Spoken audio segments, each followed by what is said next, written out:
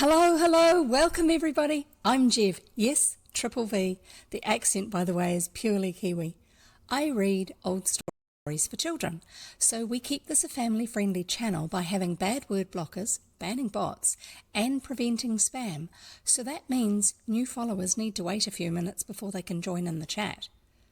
Since these stories are so old, they're now in the public domain, which means they are free to read for anyone and by anyone, the way many Christmas songs are.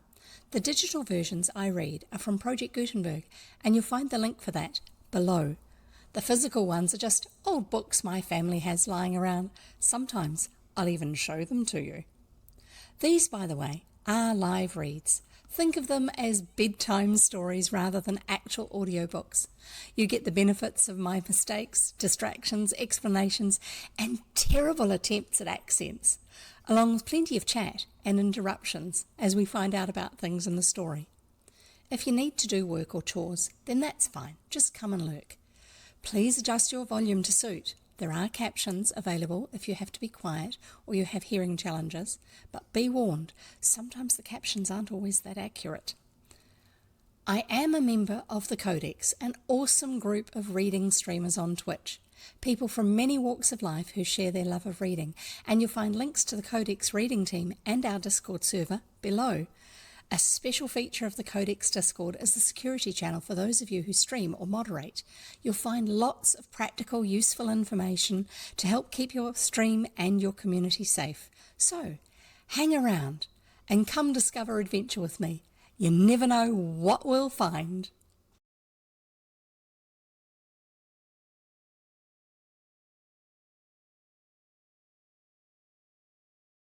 Hi everybody, we're going to have a Twitch video, a tips video now. One day I'll get it sorted.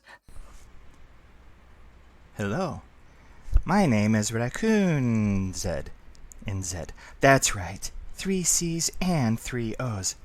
Ha. So, welcome to the stream.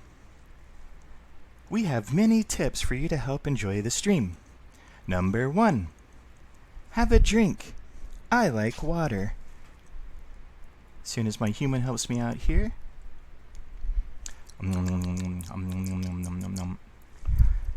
So, another part of that is when I hydrate, when I take a drink, you do too. You can indicate that you've done so by giving a thumbs up or use the water bottle emoji down in chat. Number 3, sure, why not? Food or snacks? I don't have any right now, but you eat whatever you'd like to eat. Maybe it's a whole meal, maybe it's a snack. I don't know. You do you. Number 4, get comfy. You can wrap up in something. Thanks, human.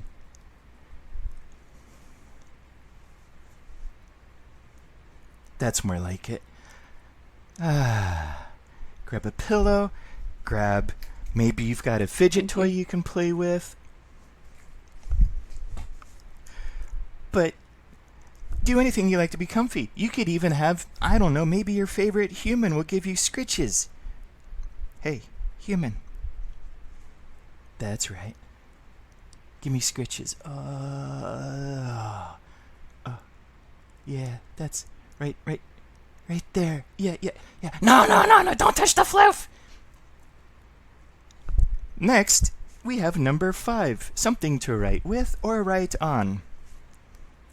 Hey, I can't reach the pad. There you go. And I need something to write on. I just said something to write. Oh wait, that's something to write on. I need something to write with. Okay.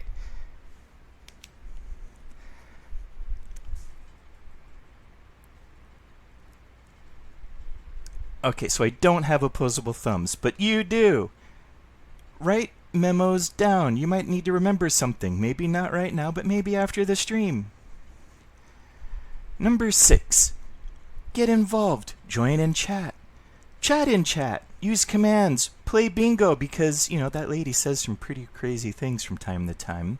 Make clips. You can even have them featured. Maybe we can see your clips someday. Spin the pages, which are like right down They're somewhere. They look like a book or something. You know, the thing down there with a number under chat. And just do whatever you can to enjoy chat. Thanks for watching.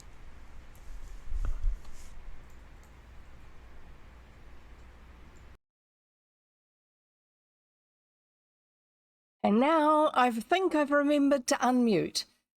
And I discovered there was a weird bit of hair poking out from back here somewhere and looking really strange. I don't know, whatever.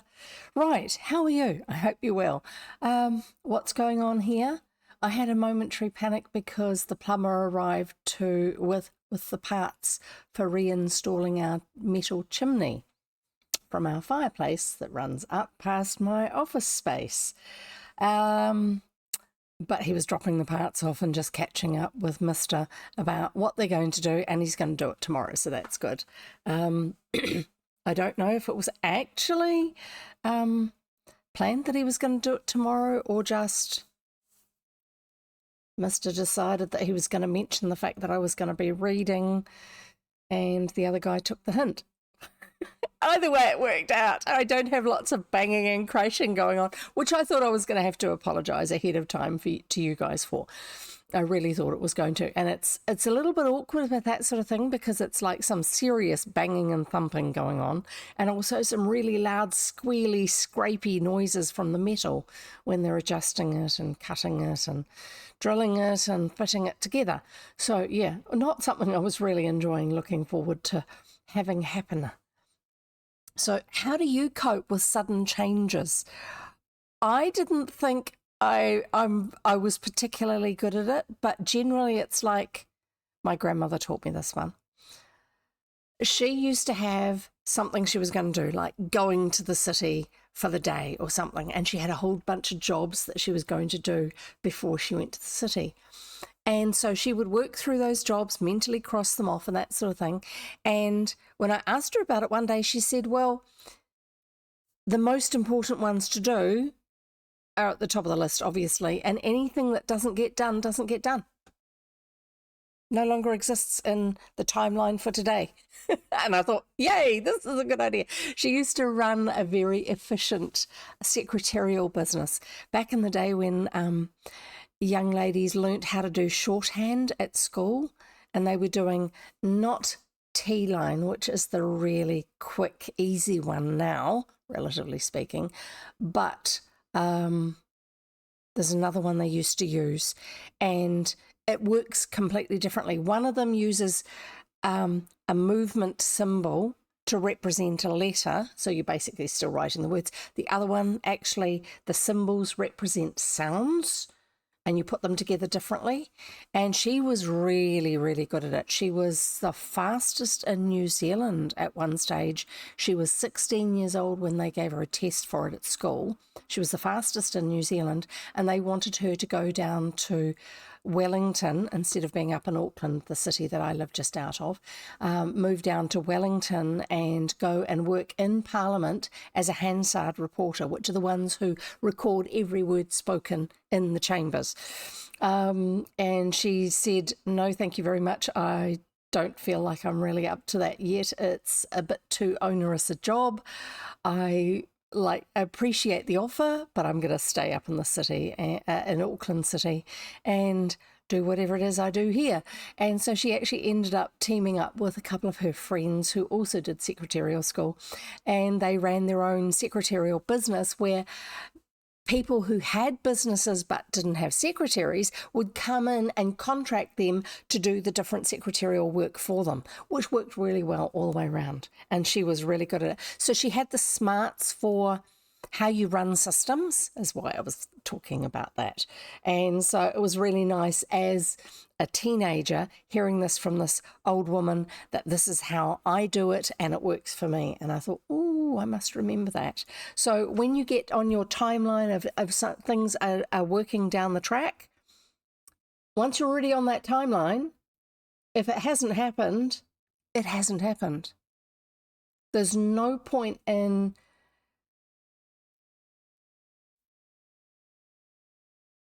thinking of catastrophes that are going to happen because you're chewing over the stuff you haven't done. if it hasn't happened, it hasn't happened. Let it go and get on with what you can do and control. Would have been brilliant background music if you were reading a steampunky Tom Swift. Yes, it would have been brilliant. That's a great idea. I might see if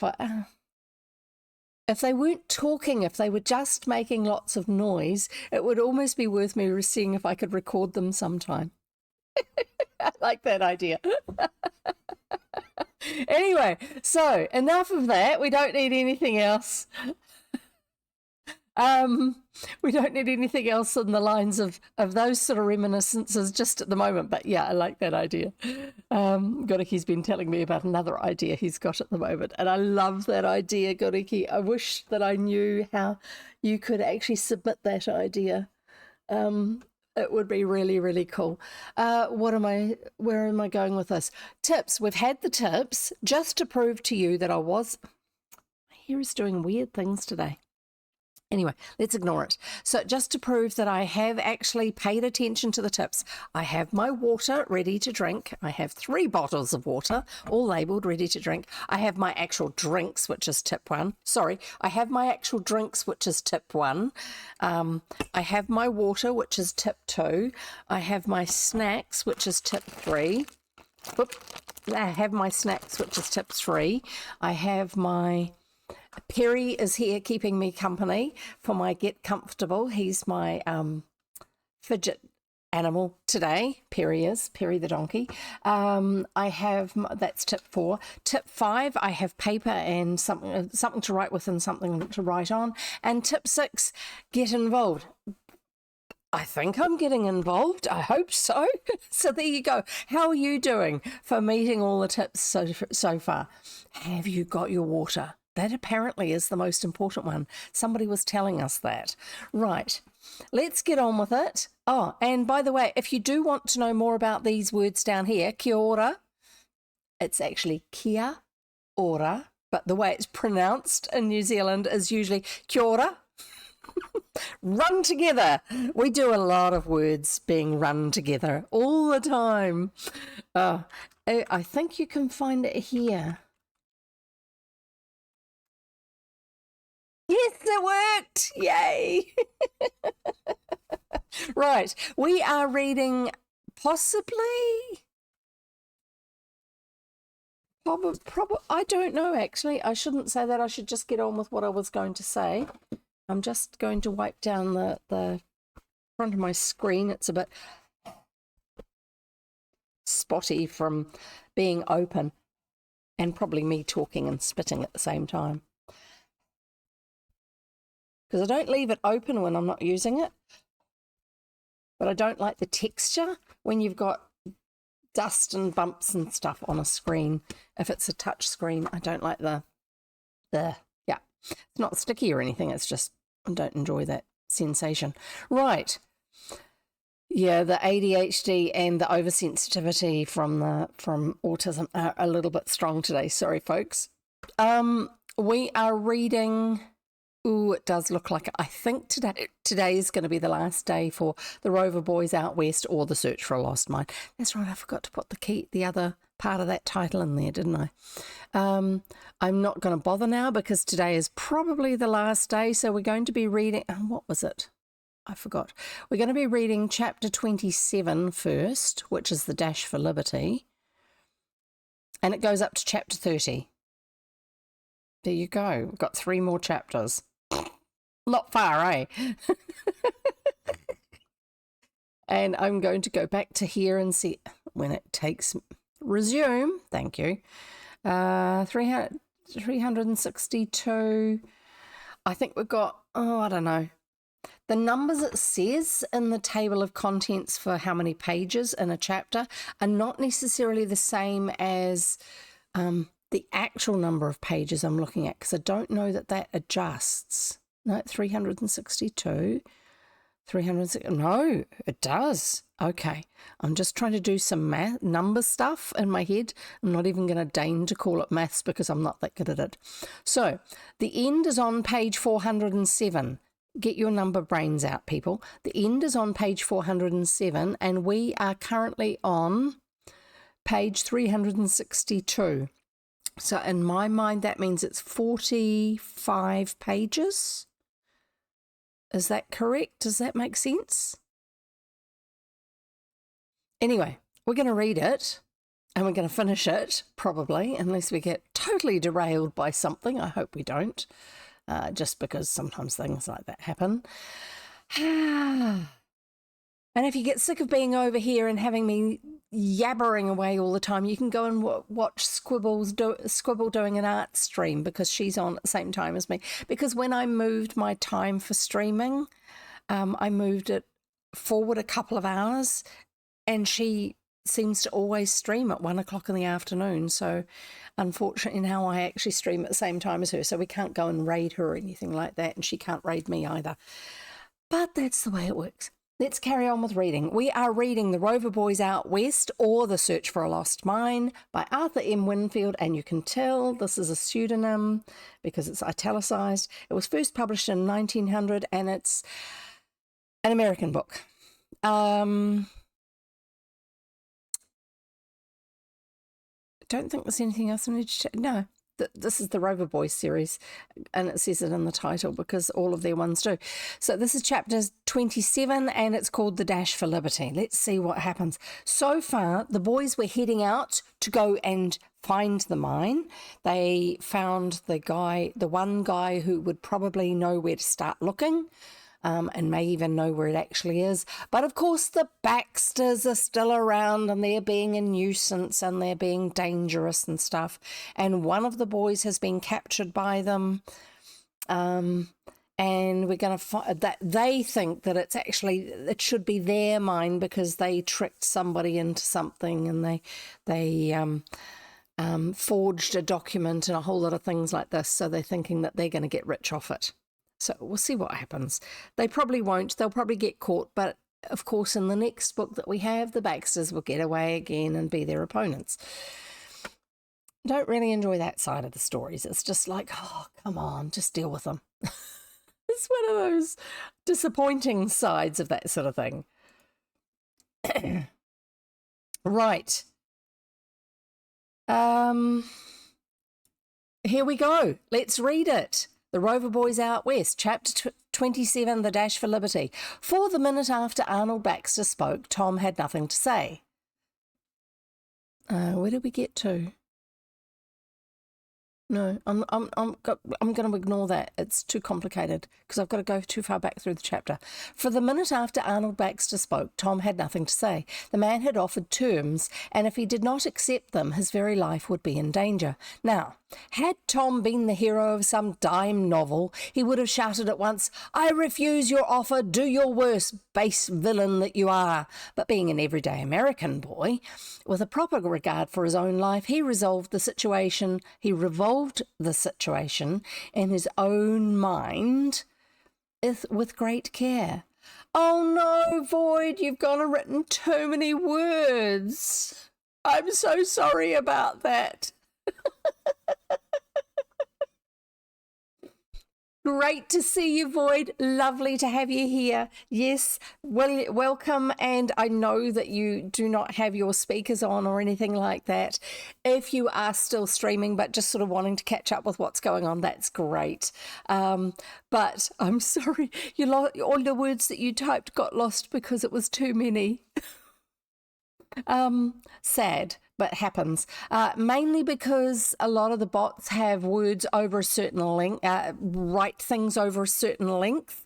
And so one of the ways of auto-moderating the spam bots is to actually have a limited number of characters that can be used in a comment. And that means that the bot messages just don't get through. Great to have you here. Anyway, I'm going to carry on with what I'm trying to read because it is a bad ADHD day today. I can tell you that now. I think it's probably because I had meetings and lots of words and lots of editing stuff and image search stuff and things like that for the donkey book. So I don't know. It's just my brain is still getting over yesterday, I think.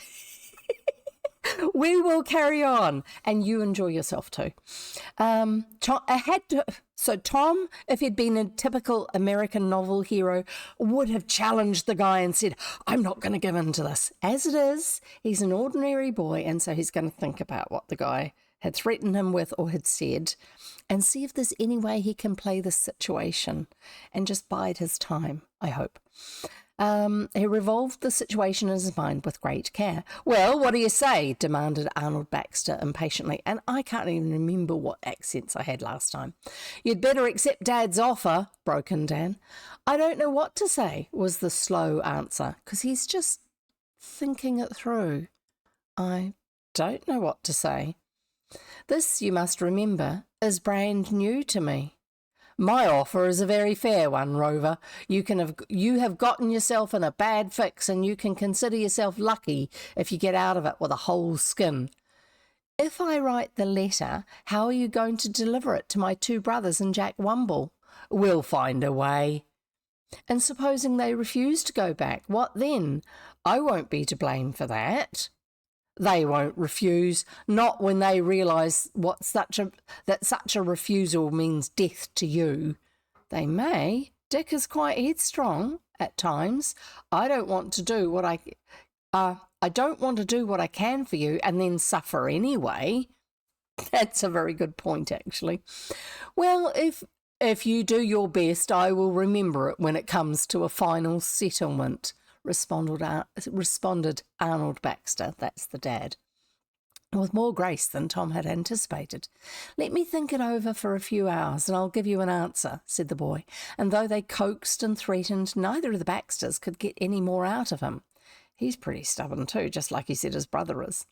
At last they left him in disgust, first, however, seeing to it that his bonds were as tight as ever.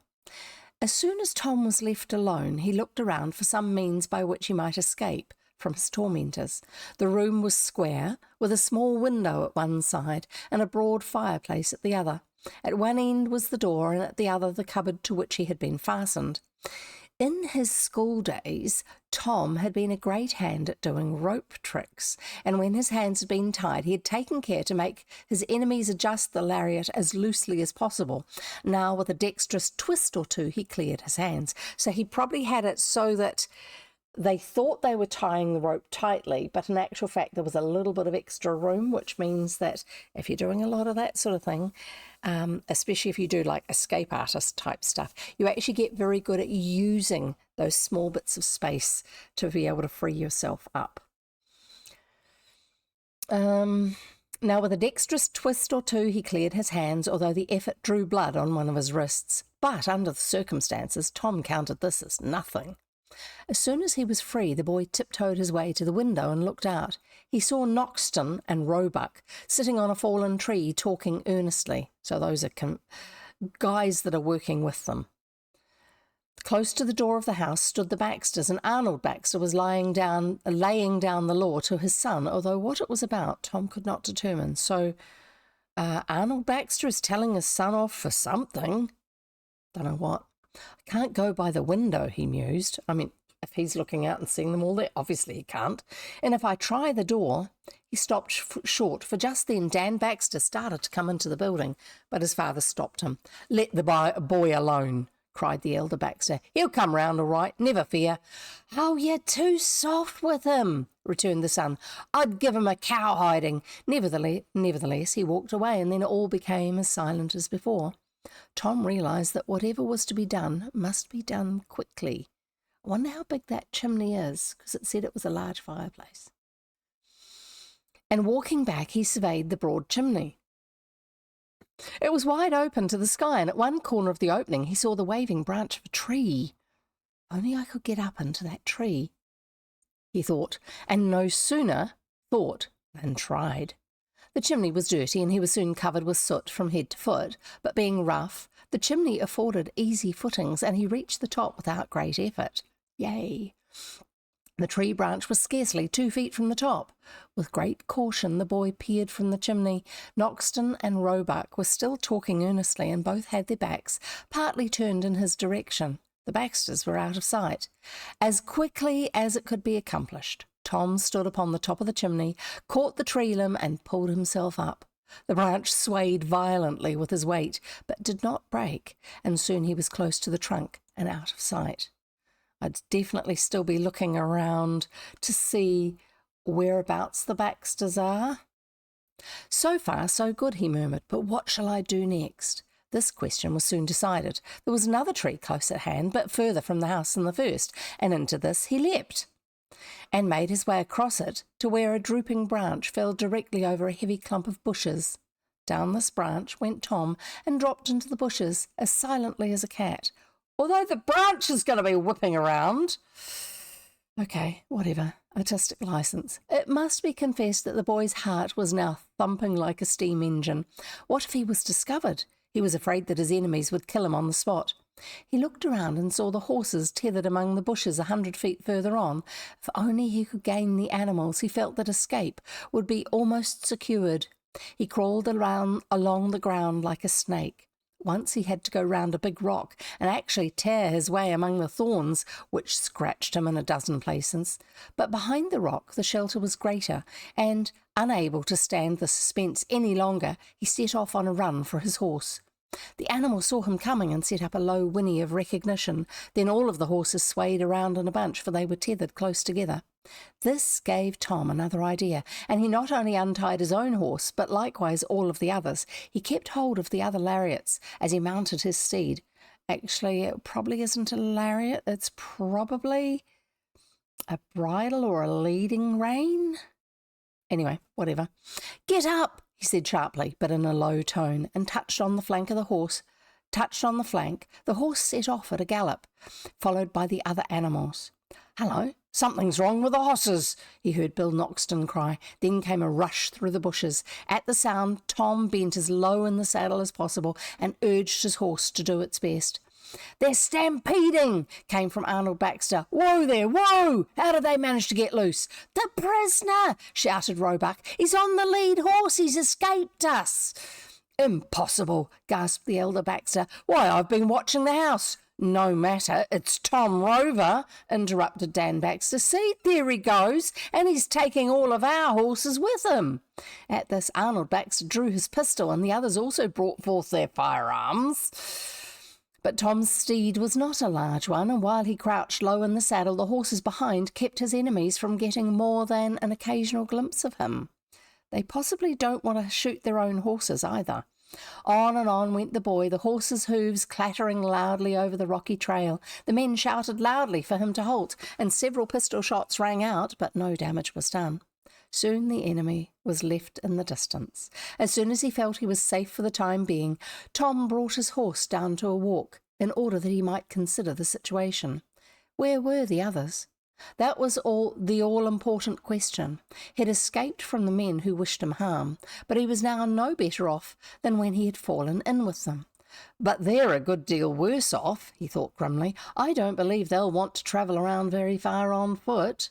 It was now sunset, and the youth felt that night would soon be upon him. He did not know which way to turn, although of one thing he was certain, that he wished to keep as far away as possible from those who had held him prisoner.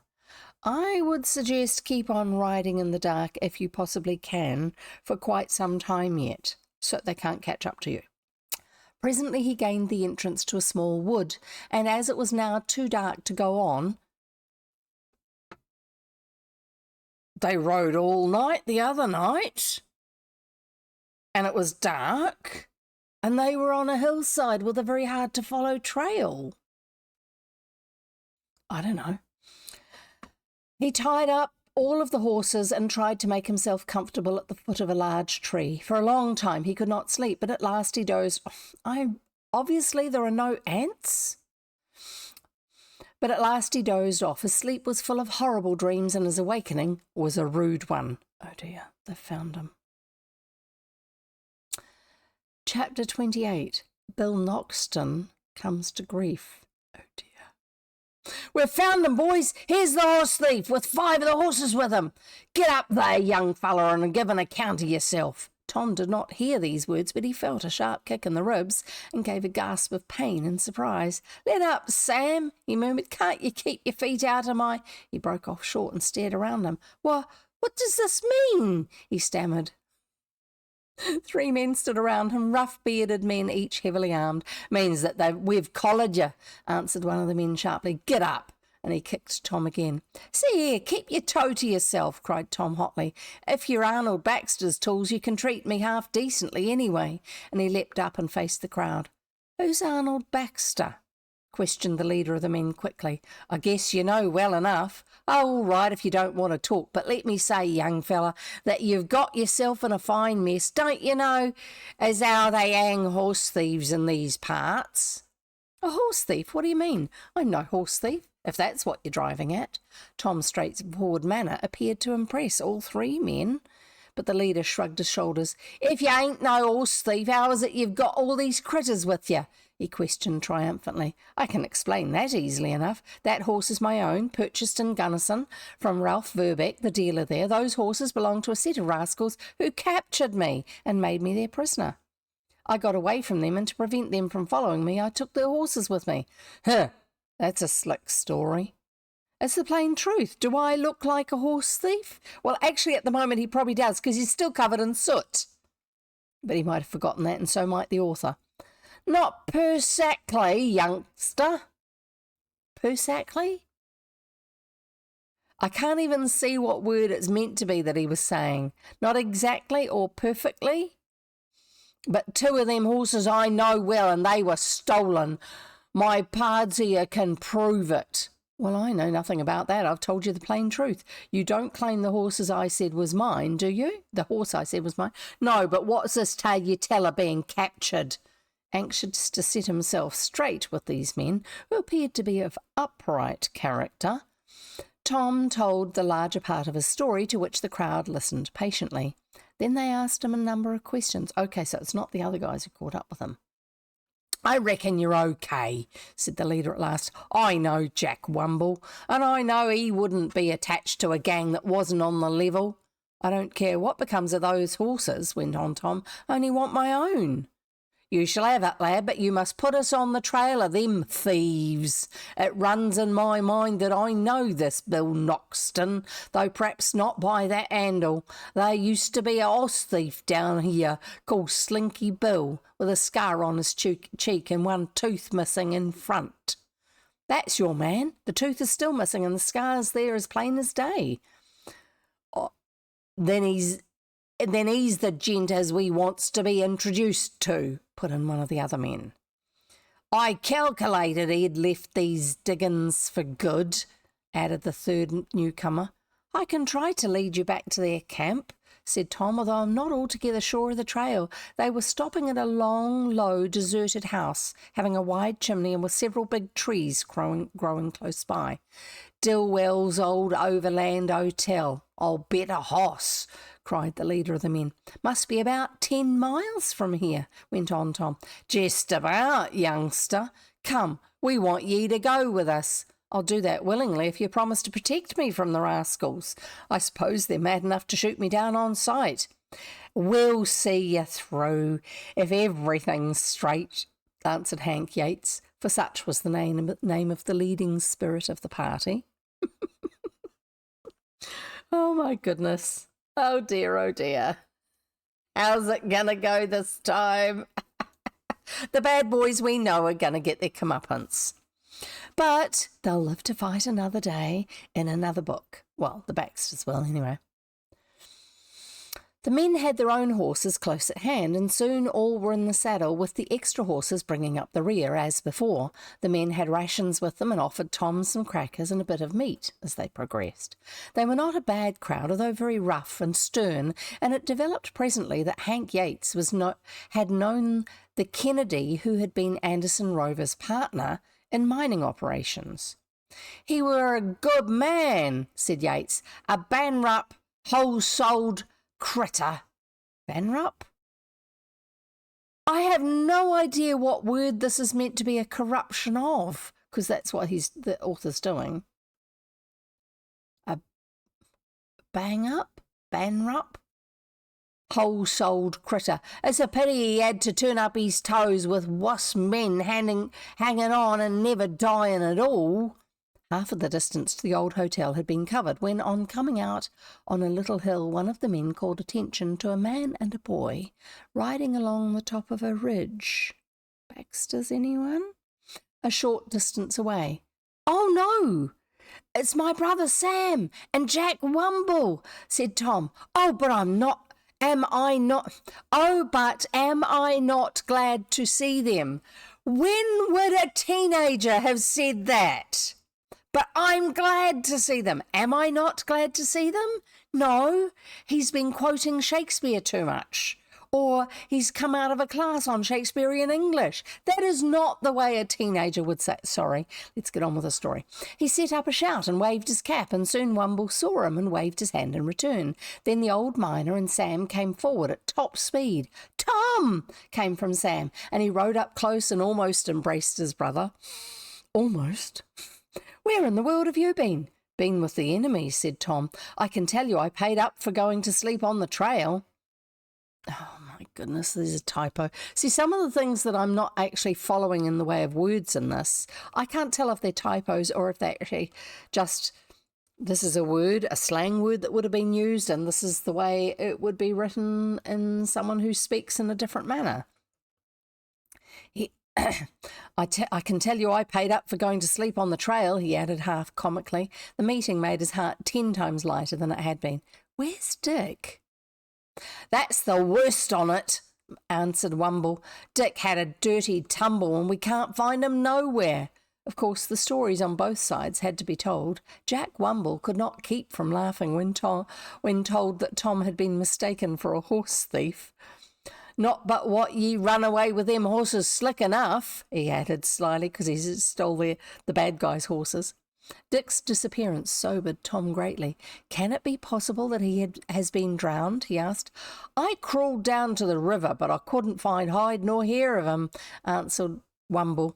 Soon all were on the way to the old hotel. As they drew closer, Yates warned them to be cautious. "Perhaps we can do a bit of surprising," he explained. "Here comes Noxton," exclaimed Tom. "Slinky Bill, sure enough," returned Yates, and one of his companions nodded. "Oh, by the way, people, we've been getting hoarse a fair bit, so let's have a catch-up drink in a minute. We're nearly at the end of the chapter." Noxton was still 50 feet away when he saw them and gave a shout of consternation. He wouldn't have thought it was consternation. It would have been alarm. Then he turned and tried to run away. "Stop!"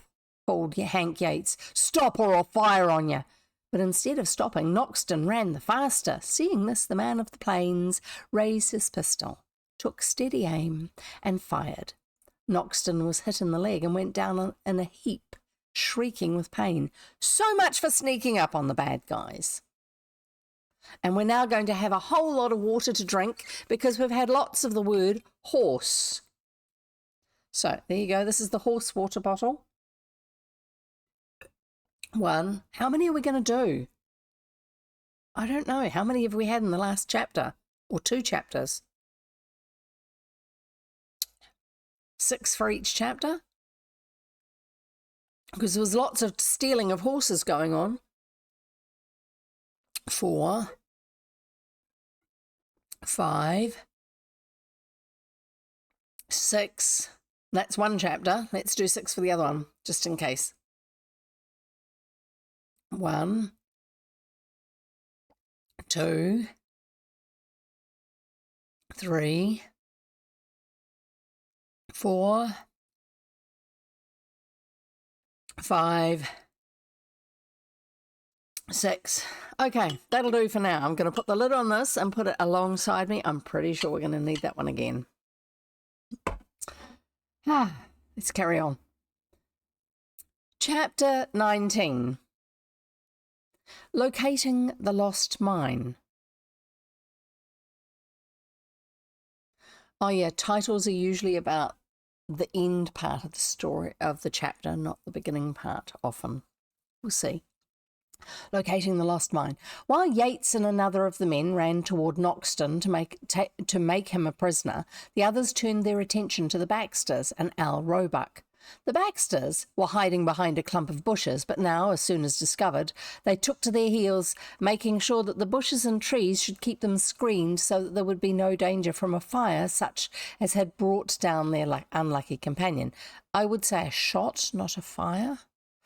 "They're on us, Dad," groaned Dan Baxter. "Oh, why did we ever come out here?" "Silence, Dan," whispered Arnold Baxter. "If we don't keep still, they may shoot us down in cold blood." So they're hiding among the shrubs. And then Dan became as mum as an oyster, although his teeth chattered with terror. On went father and son, down a hill and into a deep valley where the rocks were numerous and the growth thick. Several shots flew over their heads, causing Dan to almost drop from heart failure. I can't run much further," he panted. "Come, here is an opening between the rocks," whispered Arnold Baxter. "In you go before it's too late. If they follow us, we can sell our lives as dearly as possible." Dan gave a groan at this and slipped into the hollow. He did not wish to sell his life at any price. "No, let's put out a flag of truce," he whined. "Give them everything, father, but don't let them shoot us." Every ounce of courage had oozed away from him, for he had seen Noxton brought down and thought the rascal dead.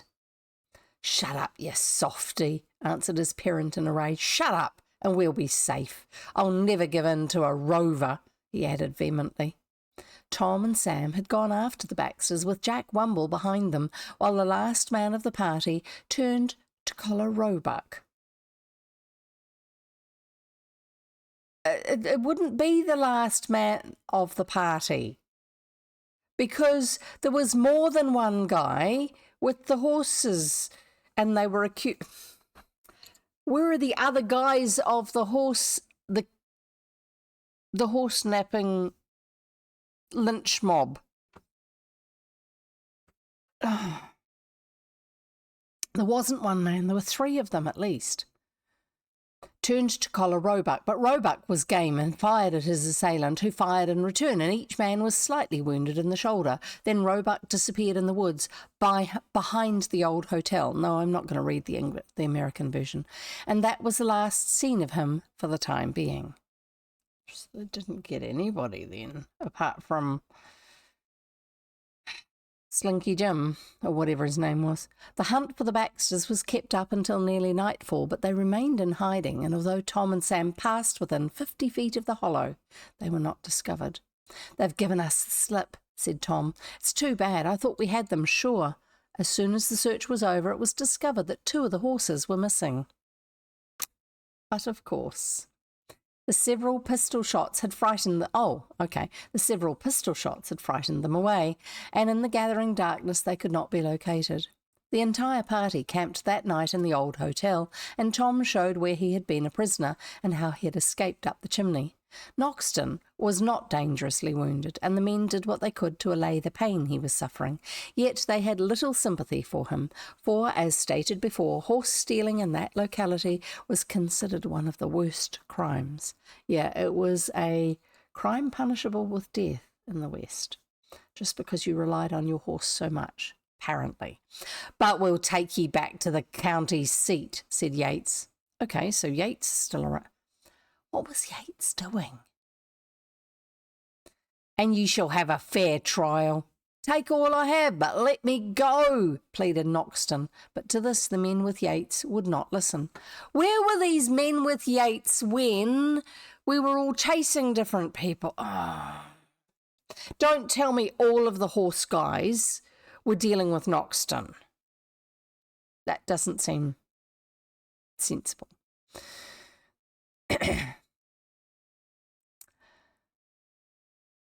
But to this the men with Yates would not listen. Early in the morning the party under Yates set off, taking Noxton along, although the criminal protested he was too weak to ride. "Okay, I won't tell you," says Koriki. It doesn't take 3 full-grown men who are riled about horse theft to overcome one horse thief who has a bullet through his leg and is writhing on the ground in agony. it doesn't take 3 of them more than 5 minutes to tie the guy up so he can't run away and help the others. And them help the others. Badly written, sorry. It just does not make sense to me. Early in the morning, it takes 3 grown men to grill a burger. Yeah, this is true, but a burger is a more dangerous creature. Early in the morning, the party under Yates set off, taking Noxton along, although the criminal protested he was too weak to ride. It may be as well to add here that later on, Noxton, alias Slinky Bill, was tried in court and given a sentence of 5 years for his misdeeds. Well, that was light. Jack Wumble and Sam had brought along Dick's horse, and they now took good care that the animal should not get away from them. Where to look for Dick, however, was a poser. Well, I'll tell you one thing, Tom declared. I'm not going to Larkspur Creek until he's found. Or until we've found out what's become of him, added Sam. He may be dead, you know. I reckon we'd best go back to where he took his tumble, said Wumble.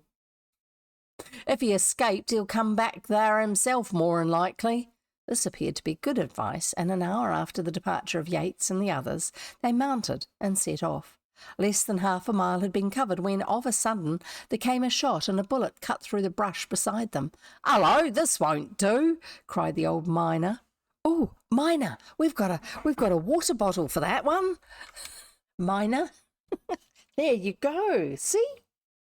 Time for a drink of water, folks.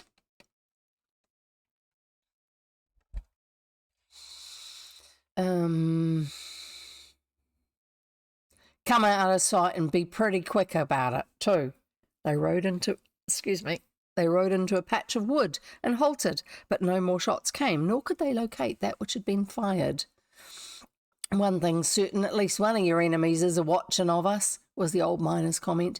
"We'll keep behind shelter after this." And they did. It was hard travelling, and poor Sam was utterly worn out by the time the trail along the watercourse was again reached. "I've got to let up a bit," he murmured. "I can't sit up on the saddle any more." "I shouldn't have pushed you so hard," answered Wumble sympathetically. "If you—" Then he stopped short. "Who's that?" He dodged behind a rock, and the others did the same. Somebody was stirring below them, in the timber. That's the woods. All drew their pistols. "If it's an enemy, we'll give them as good as they send," said Tom, and he meant it. But it was not an enemy, it was Dick, and he soon appeared and called to them. They were overjoyed and ran out to meet him and Slim Jim, his companion.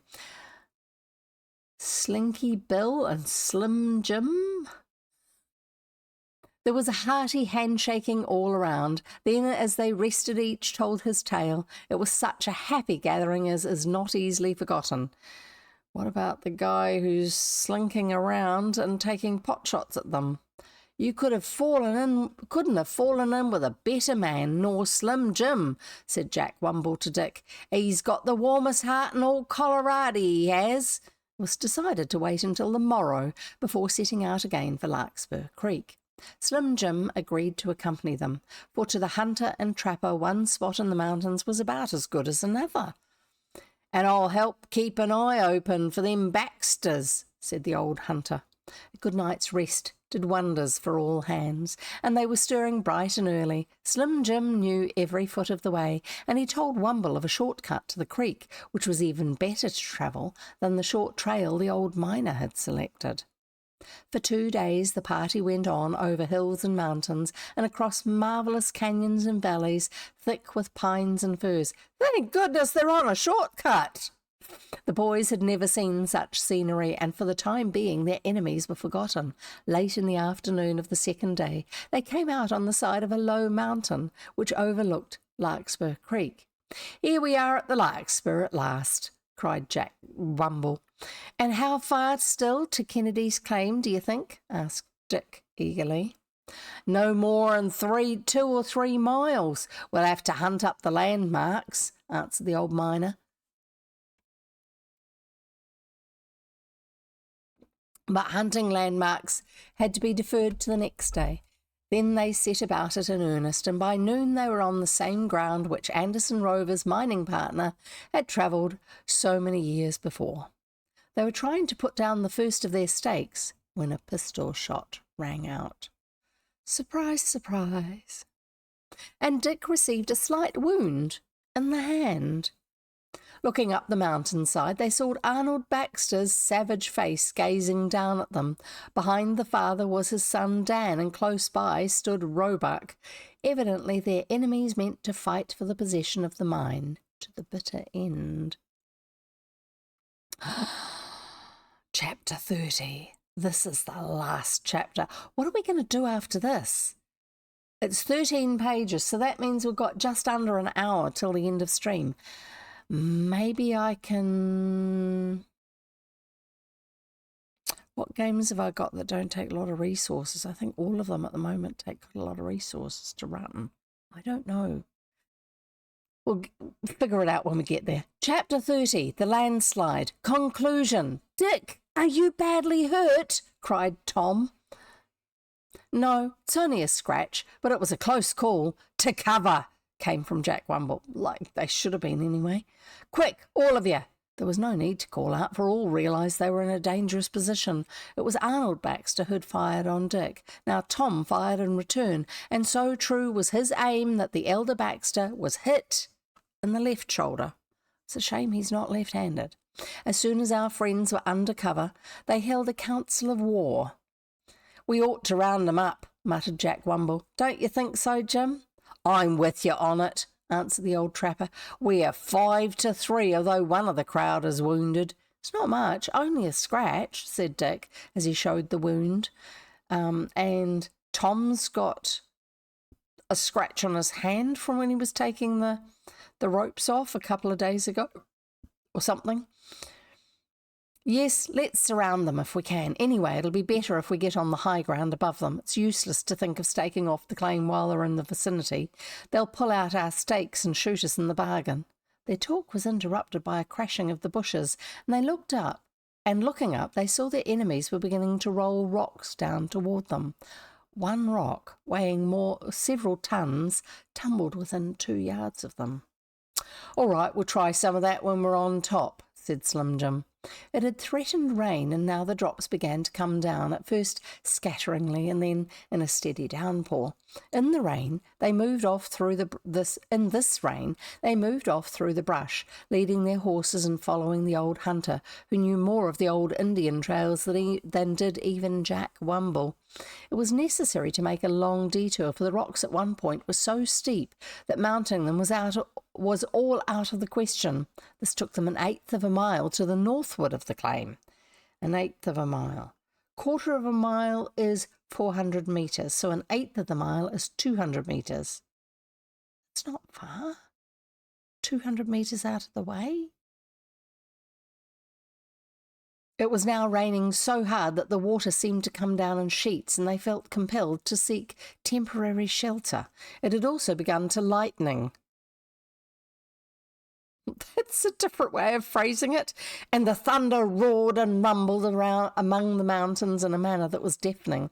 This is about as bad as that tornado we encountered in Africa, observed Sam as he crouched close to his brothers. Don't you remember it? And how the lightning struck that baobab tree? I don't know how you meant to say that. How do you say that word? I'm pretty sure that Wikipedia will tell me, but I'm not looking it up until after we're finished, but I'm writing it down. Baobab. I know the word, I've read it many times, but not very often out loud, and I still don't know how to say it. We'll find out.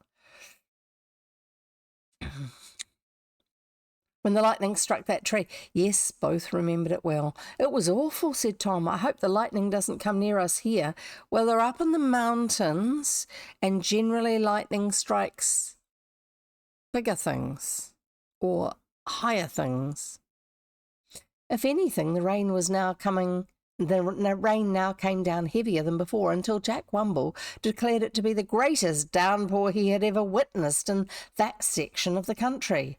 The water leapt over the rocks in tiny waterfalls, and soon Larkspur Creek became a raging torrent. The sky was inky black, and they could not see a dozen paces in any direction, which means that the Baxters can't see them. Ha ha! Suddenly, a rumble reached their ears, a rumble that made both Wumble and Slim Jim turn pale and look at each other with faces full of fear. The rumble rose and fell, shaking the earth beneath them, and mingling with a grinding and crashing and ripping that seemed to strike each one to the very heart. "What is it? The end of the world?" gasped Sam. "A landslide," answered Wumble. "Please God it doesn't come this way." They waited, and the next half-minute seemed an eternity. The ground continued to tremble beneath them, and the rumble kept coming, closer and closer. "We're doomed," wailed Tom. But then the rumble and crashing passed them by, and was slowly lost in the distance until, with one last crash, it came to an end. "It's over," said Slim Jim. "Thank heaven, we escaped it." "You're sure it was a landslide?" asked Dick when he felt able to speak. "Yes, lad, and a purty big one too." They actually write him saying pretty, as in purty, as putty. Putty big one too. Don't know that he would have said it that way, but we'll just keep going as we are. "Somewhere along this mountainside you'll find a furrow cut down to the creek, and find that tons and tons of stone and dirt have slid down for 1/4 mile or more. Perhaps the slide has filled up the creek entirely." The rain continued to come down, now drowning out every other sound. But wet as it was, Wumble urged that they go still higher up the mountain to escape any other landslide that might be imminent. So up they toiled until a large table rock was gained. At this point, a second rock gave them shelter, and here they remained throughout the whole of one of the most disagreeable nights the Rover boys had ever encountered. The storm and the landslide had driven away all thoughts of surrounding the Baxters and Roebuck, but with the coming of morning the skies cleared, and they felt as if they must do as originally planned. "Unless the landslide paid him off," said Jack Wumble. "That's a possibility." "Do you think they were caught in it?" asked Dick. "No telling, lad, until we locate the slide." To locate the landslide was not difficult, since it had passed to their right. They soon made out its trail, which moved down to the creek in a zigzag fashion. Sure enough, the creek was partly filled with debris, and here the opposite bank was overflowed to the extent of several acres. "We may find some rich deposits down there," said Wumble. "A landslide sometimes provides a harvest for prospectors." "Yeah, because you can pan the stuff instead of having to actually break into a rocky mountainside." They moved on cautiously until they came to the spot where the Baxters and Roebuck had been seen last. Here the landslide had been at its worst, and rocks and trees had been torn up and cast down as by a giant's hand. Not a trace of the enemy was to be discovered until Jack Wumble at last made out a part of a man's coat lying 100 feet away. They ran to the spot and soon uncovered the lifeless form of Roebuck. The man had been literally mauled to death by the fury of the elements. "Poor fellow," said Tom, as he gazed at the remains. "It's a dreadful death to die." "Yeah, and he probably wasn't prepared for it," said Dick soberly. "Wonder if the Baxters were caught too." "Not likely." "More'n likely," put in Wumble. "Look, here's a man's hat." "Arnold Baxter's hat," said Tom. "A hat does not make a man. I noted it particularly when I was their prisoner. Where can the man be? There are tons and tons of loose dirt just below here." "Sorry, there are tons..." "Yeah, no, that's correct, sorry." "There are tons and tons of loose dirt just below here," said Slim Jim. "You see the ground turned over and over as it rolled. Probably both of the Baxters are under that dirt, maybe 20 or 30 foot down." "I don't think so." At this, all of the Rover boys shuddered. Very likely the old hunter spoke the truth. What a terrible fate for their old enemies. "Let's go away," whispered Sam. "I can't stand this any longer." And he rushed off with the tears standing in his eyes. The others were also affected and glad enough to leave the place once and forever. Wumble and Slim Jim threw Roebuck's body into a hollow and placed some dirt over it, and then built up a little mound of stones to mark the spot. It was not until the next day that the party returned to the creek and began to look up the Eclipse mine once more. The landslide had cut across this, and it was not long before both Wumble and Slim Jim declared the ground to be full of good-paying dirt, to use their own term. The claim was staked out to the boys' satisfaction, and then Wumble staked out a claim just above Discovery, as it is called in mining laws, while Slim Jim staked out one for himself just below Discovery. All three claims ran to both sides of the creek, so that no one would suffer for water when mining operations should begin. And those claims will yield us thousands of dollars, said Jack Wumble. Boys, we'll all be rich. Hurrah! Shouted Tom. I'm glad I came west after all. And so am I, said Sam. Dick, what do you say? I say hurrah for the Eclipse mine and all the gold it'll bring us, said Dick. Won't father be pleased when he learns the news? Here, let us bring to a close the story of the Rover Boys' trip out west. They had faced many grave perils, but one after another these perils had been surmounted, and now, when success had finally crowned their efforts, all the hardships were forgotten.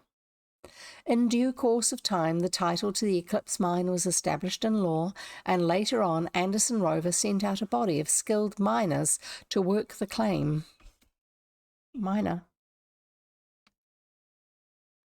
To work the claim for all it was worth. It proved to be as valuable as anticipated, and the Rovers were, of course, correspondingly happy.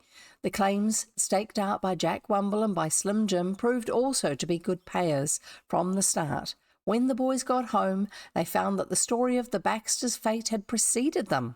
Many folk were inclined to think that the wrongdoers deserved the catastrophe which had overtaken them. As nothing was heard of either father or son for a long while, it was presumed that both were dead beyond a doubt. But they were not dead, although terribly bruised and unable to do much for themselves for a long while. The landslide threw both into the creek, and when they came to their senses, they were fully a mile from the scene of the disaster. Here they fell in with a body of miners from Canada. Miners.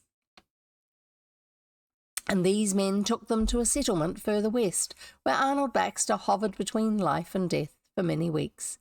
Dan recovered more quickly. It's the Rovers' fault, growled Dan Baxter when he was able to sit up. I'll fix them yet. He had still many plans for the future, and what some of them were will be told in the next volume of the series, to be entitled The Rover Boys on the Great Lakes, or The Secret of the Island Cave. In this volume we will meet all of our old friends again, and also learn what was done by the Rover Boys to outwit their old enemy. Yet all went well for the present. Randolph Rover had quite recovered, so the boys' Aunt Martha was happy. Anderson Rover could now walk around again as well as ever. Never saw such boys in my life, declared Martha Rover. No matter what scrape they get into, they always come out with colours flying. God bless 'em, every one. God bless us all, said Tiny Tim. And to this, kind reader, let us say amen and bid each other goodbye, which is written good-by. These days it's written as one word, Goodbye. It's funny how words change, isn't it? Yes, that's the minor water bottle. So that's just after 2 o'clock. We've got a whole hour to go. So that means I think we ought to do some sort of game.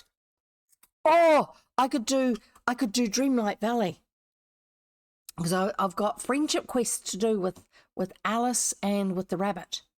No, the Cheshire Cat. We don't have a proper white rabbit in Alice in Wonderland, not in this version. You know, he wears a waistcoat and has a watch, and he says, I'm late. Not these silly little bouncy white ones.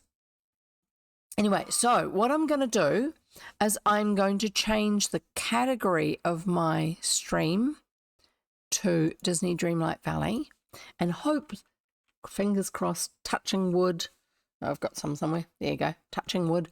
That the computer will cope with it. Dreamlight. Disney Dreamlight Valley. That is the category. I'm going to leave the title the same. Just changing the category for now. And I will need my headphones.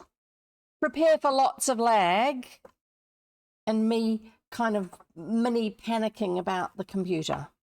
Yes, I have not yet sorted out a replacement because hard to know what to get. There's certain, I mean, I could get a pre-build. I'm probably going to get a pre-build, but I am actually still open. I wasn't before. I know I said I wasn't before. I should be talking while the game is loading, shouldn't I? Let's load the game in the background, Disney Dreamlight Valley, and then we will carry on over here talking. So I'll possibly get we're going to get the colours all changing, being weird. I'll possibly get a pre-build, but I may actually get the components and put it together if I can sort the stuff out and if it's not going to get busted along the way. I don't know. We'll see what happens. And what sort of hand holding I need to do it well. Anyway, so I'm in the middle of debating between one processor and another kind of. There's a range of different CPU processors that you can choose from. It's a matter of determining how much do I want to spend for it, or in a pre-built, has this one got it or hasn't it, who I get it through, because there's several main suppliers in New Zealand you can get pre-builts from and other ones you can get components from. And then, so the two main questions are, first of all, processor, secondly, graphics card. Once you've kind of been, because, yeah, you then have to decide what your motherboard is. You've got to choose your motherboard. And a lot of that is, does this one fit an Intel or an AMD processor? That sort of thing. Then you've got a cooling unit that has to go to cool the processor so it doesn't cook itself, which is like, yeah, this thing's doing its job or not. And then you've got to get RAM, 2 sticks, and they've got to be paired. Yes, again, we do still have to go with the paired. And we've got to get hard drives, because there's no point in using old hard drives if they are already quite old, because they are going to die at some stage. It's better to go write those off, start fresh with new hard drives. One of the things that's to do with thinking of doing a build is the fact that my tower case that I've got is actually a lot bigger than most of the pre-builds now that I'm seeing, except for the ones that are really expensive. Mortgage your house expensive. I can't afford those. And I also still want a case that's got plenty of airspace in it for the componentry. Just because I know that does make a big difference to how well they cope. If you've got a really tight, small case, you can have issues with fitting the components in. And I don't really want to get something that's off the shelf that's like, oh yeah, it just barely copes. And then if I decide that I'm going to have certain components upgraded, it's not going to do it well. That's not a good thing either. Just a moment, we'll get this game to launch into the next part. And then I can carry on nattering to you while it's doing that. And then we will play a little bit of Disney Dreamlight Valley. Yes, we shall indeed. I'll have to try and find the cat. Because I think in terms of leveling, he needs to still get up to level 10, friendship level, so that we can get maximum bonuses from him for various things. So there you go. We've finished the Rover Boys. What are we going to read next? Well, you'll have to come along next time to find out, won't you? That can be shut. Yay. I'm not going to fiddle around with the lighting on this, just because that's been one of the things that when I was having some of the crashes previously with OBS, it was happening after I had made lighting adjustments when I had a game running, I had OBS running, I had StreamerBot running, and I was adjusting the camera program, which has some save files for it. So I can just choose a save file and it does the camera at that level. So this is what it is. Right, that's probably enough time on that. So yeah, let's put this over here, my OBS, my broadcast software, and let's change scene to game. Oh, and I need to turn up the volume on my...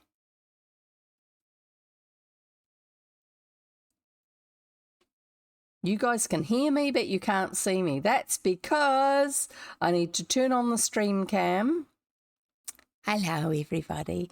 And turn off the book info because we're not using that as the title at the moment. And choose the right game capture because last time I used this scene, we had placid plastic ducks, which is why it's not actually showing the right thing. It should come. Here it is. Yay. Right. I'm not clicked into the game yet, so I haven't got game sound, which also means you won't. I don't know how to make it so that this particular game will keep the game sound running even when I'm not in game. There's meant to be a way to do it. I haven't figured it out yet. Okay, so here we go. You should have sound now. That's good.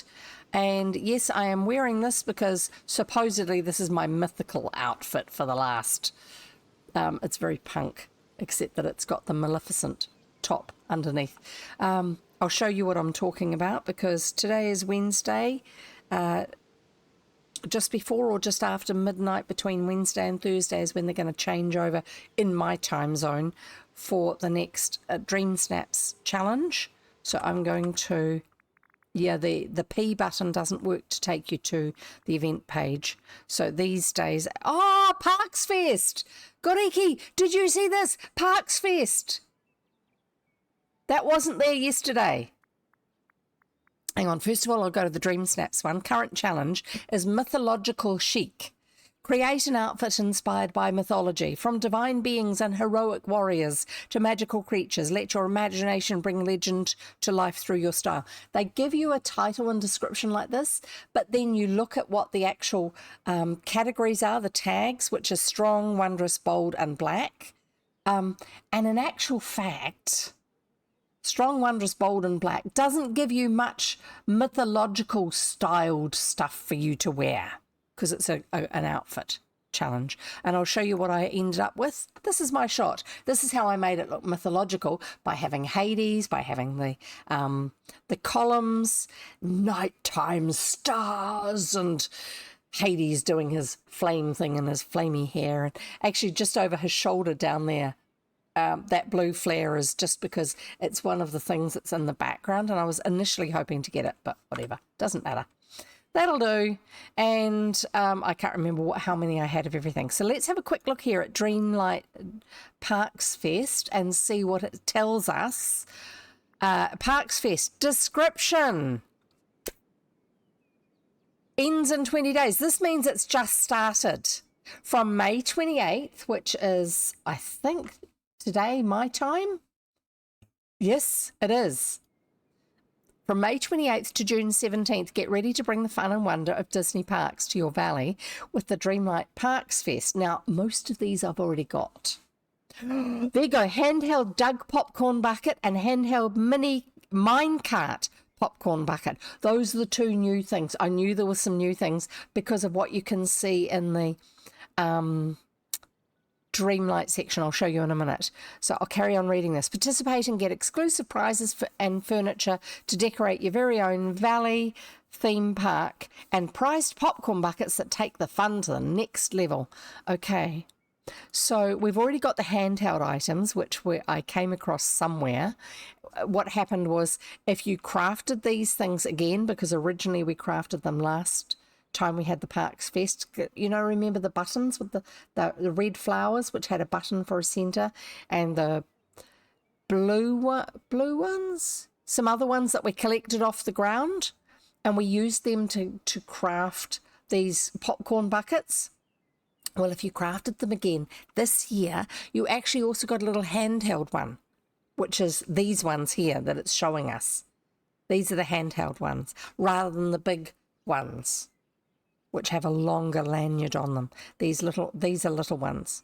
Let's see, because I haven't been watching it properly. Let's see if it shows the over-the-shoulder ones as well. I think that's why there were some missing in the middle, because it was the new ones, but the big ones. Yeah, the normal popcorn. There you go. These ones here. These are the normal popcorn buckets, and the other ones are the mini ones, the ones that are at that end of the list. There you go, yay. So we've got duties. Button maker is claimed. I've already done that one. Popcorn enthusiast is claimed. I've already done that one.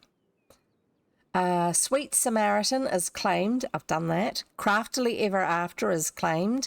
Destination Imagination is claimed. A Shining Icon is claimed. Stitchy Situation is claimed. Oh Bother is claimed. So I think all of these ones are crafting the different buckets. Squirrel. That's the Doug one. I'm sure that's the one for Doug the dog. And then Mine Time. That's the the minecart one. There you go. Quests. Dreamlight Parks Fest Critter Snaps. Okay, so what's this going to give us? Oh, Mirabelle has a new quest available. Go talk to her. And Dreamlight Parks Fest Dig It. Scrooge McDuck has a new quest available. Go talk to him. So Critter Snaps, that will be taking photos of you taking photos with some of the critters around the valley. And Dreamlight Parks Fest Dig It is probably one where you have to dig things up, like we had the pink in the little fractures in the ground. Maybe we're not going to be doing Cheshire Cat today. Anyway, so what I was going to say was over here under Village, we had Mine Time and Squirrel. These ones here I already had. So the icons at the top are to do with what they're for. So this was a Halloween icon. This was a Christmas icon. This was a... I can't remember what that was. It's just a general one, I suppose. And then these are the ones to do, the ones with the Mickey Mouse ears on are usually to do with the Parks Fest. So Mine Time and Squirrel, I knew we still had to do, but I didn't know what they were because they hadn't told us. So now we know. They're under the events tab, under this. It showed us what they were. So quests. And I can't even track these two. Interesting.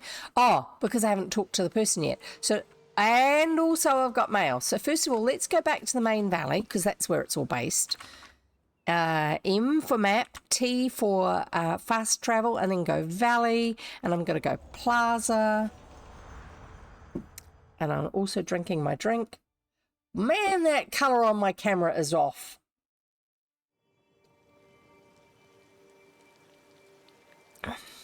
Right. So let's go and find Mirabelle, and apparently the things that villagers will come and stand around and look at are ones that have the term wondrous in their tags, but they're also the type of thing or the other tags they've got connect a bit more with the character. So this cauldron over here is probably to do with villains, and so maybe that's why Scar and some of the bad guys tend to stand around and look at it. I don't know. So first of all, we are going to find, we've got Mirabelle and we've got Scrooge. Let's go and find Scrooge. He's in here. There's Scrooge. And she's saying that because it's that's weird. I haven't seen the quest tag over their head flicker like that when you're not pointing at them. Scrooge McDuck. A very happy Dreamlight Parks Fest to you, Jev. What do you say to a wee scavenger hunt? What sort of scavenger hunt? Oh, one that'll be quite profitable for you, I promise. We'll simply do some mining together for different kinds of gems, and after 4 outings, I'll have a nice reward for you. Okay, so it's mining, not digging. Not to mention you'll be swimming in precious stones. Why mine gems to celebrate Dreamlight Parks Fest. You don't want a cut of what we find. Now, because it's got this book icon here, usually that means you're going to actually work through these comments instead of having to choose one or the other. Because the festival's about having fun, but it's also about appreciating the bounty of treasure in the valley. Too often we forget the wonder of glittering gems and jewels right on our doorstep. Yeah, who walks outside their door and then they can mine gems in real life? You don't want a cut of what we find? Not this time, to tell you true, Jev. I just want to spend some time with you in the spirit of celebration. And no, I have no idea what accent this is meant to be, because it's not. It does my heart good to see my friends thrive. Sounds great, I'm in. Okay. Well, bless me bagpipes. That's excellent news. Now, break out your royal pickaxe, because first we'll be mining for any gems and minerals we can find. So it's going to have a whole series. T for track.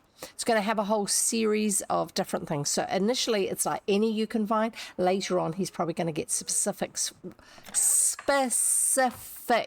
for which ones you're meant to be looking for. Okay, so that's Scrooge. There was a quest icon up there before. It's disappeared. Oh, by the way, these orbs over here with the extra layer of glow around the outside and then it comes up like a flame above it. These are the ones that are left over from the things bursting through the ground, those fractures that we had to dig up for the last quest thingy. So we're going to look at M for map and then we're going to look for Mirabelle. Okay. Mirabelle. Oh, she's at home. Would you look at that? There's a whole lot of different characters with quests for me to do now. See, there's another one of those ones. Oh, and I was going to check my letterbox, wasn't I? There's Mirabelle, standing in the corner. Except this one's by her bed. Hola, Jiv. Happy Dreamlight Parks Fest. I just had an idea. Why don't we celebrate with some of the animals in the valley? Mr. McDuck promised to give us a special reward for doing things that help others. What do you say? Let's celebrate with the critters. Okay. Fabulous. My cousin Antonio would definitely approve. I think the festival should be for everyone who lives in the valley, even our animal friends. Let's start by visiting the squirrels in the plaza and taking some photos. Okay, we're going to swap to that. We have to, there you go. Take a photo of Mirabelle with the following critters. She's probably going to do it anyway, but we're going to tell her to come with us. Just because. Just to see what happens. It's probably more a matter of actually following her rather than going somewhere. So we'll go up here to the plaza. That's this level. Now we've got to look for squirrels. Look for squirrels. Look for squirrels. These things here, but they had pink ones. That's what I was talking about before. There's a squirrel. There's Mirabelle. Mirabelle, squirrel. Squirrel, Mirabelle. Okay, 6. That's not much help. There's a squirrel. There's Mirabelle. If I can just keep on changing the angle so she keeps on moving. Come on. Come on, Mirabelle. Come on. Move. She moved before. No, okay, that's not going to work. And the squirrel's gone. There's the other squirrel. Stop! Stop! Squirrel! Mirabelle! Mirabelle, meet squirrel! There's a squirrel and there's Mirabelle. There. Did that work? Yes! Oh, wow! I got red and grey. Yay! And I'm guessing those are the only 2 that are available today. Let's have a look. If we go to U for Dreamlight, and then we go to Collection, and then we go to Critters, and then we scroll down and we look at the squirrels, we can, if you hover over them, it'll show you when they're available. So the black one is not here today. The classic one is not here today. The grey one is, we got the grey one. The red one is, but the white one isn't. So I can only do 2 of the 5. 5. This one's part of 5.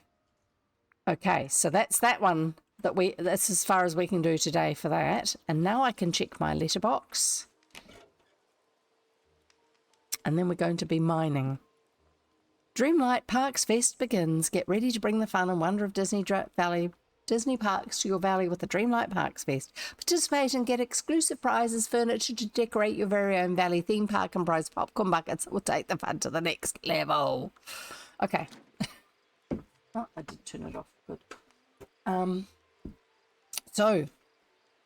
Yeah, that's just an intro. It's not me how I did in the dream snaps, because that's the middle of the night tonight, not yesterday. So let's do the one for Scrooge. So we go L for quests, and then we chat. Oh yeah, these two have quests available. Let's start this one for Scrooge. Track it. Hang out with Scrooge to mine minerals. Okay, so we actually have to have Scrooge with us. See how those guys are all standing around those? That's because those the items that are on top of those pillars and the pillars are both tagged wondrous. Apparently. Hello. Come on, Scrooge. Come with us. Yes.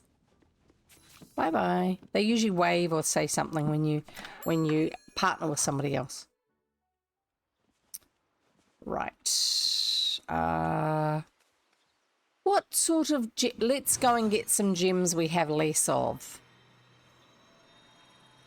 Which are the ones in the mines. Just because I don't tend to go in there very often these days. And I'm going to get rid of the camera and get a pickaxe. And I'm going to hit the B key to find out how much boost I've got. I've got 19, okay? Mine for any minerals while hanging out with Scrooge, so that's 10. Minerals are actually gemstones, it's not normal rocks.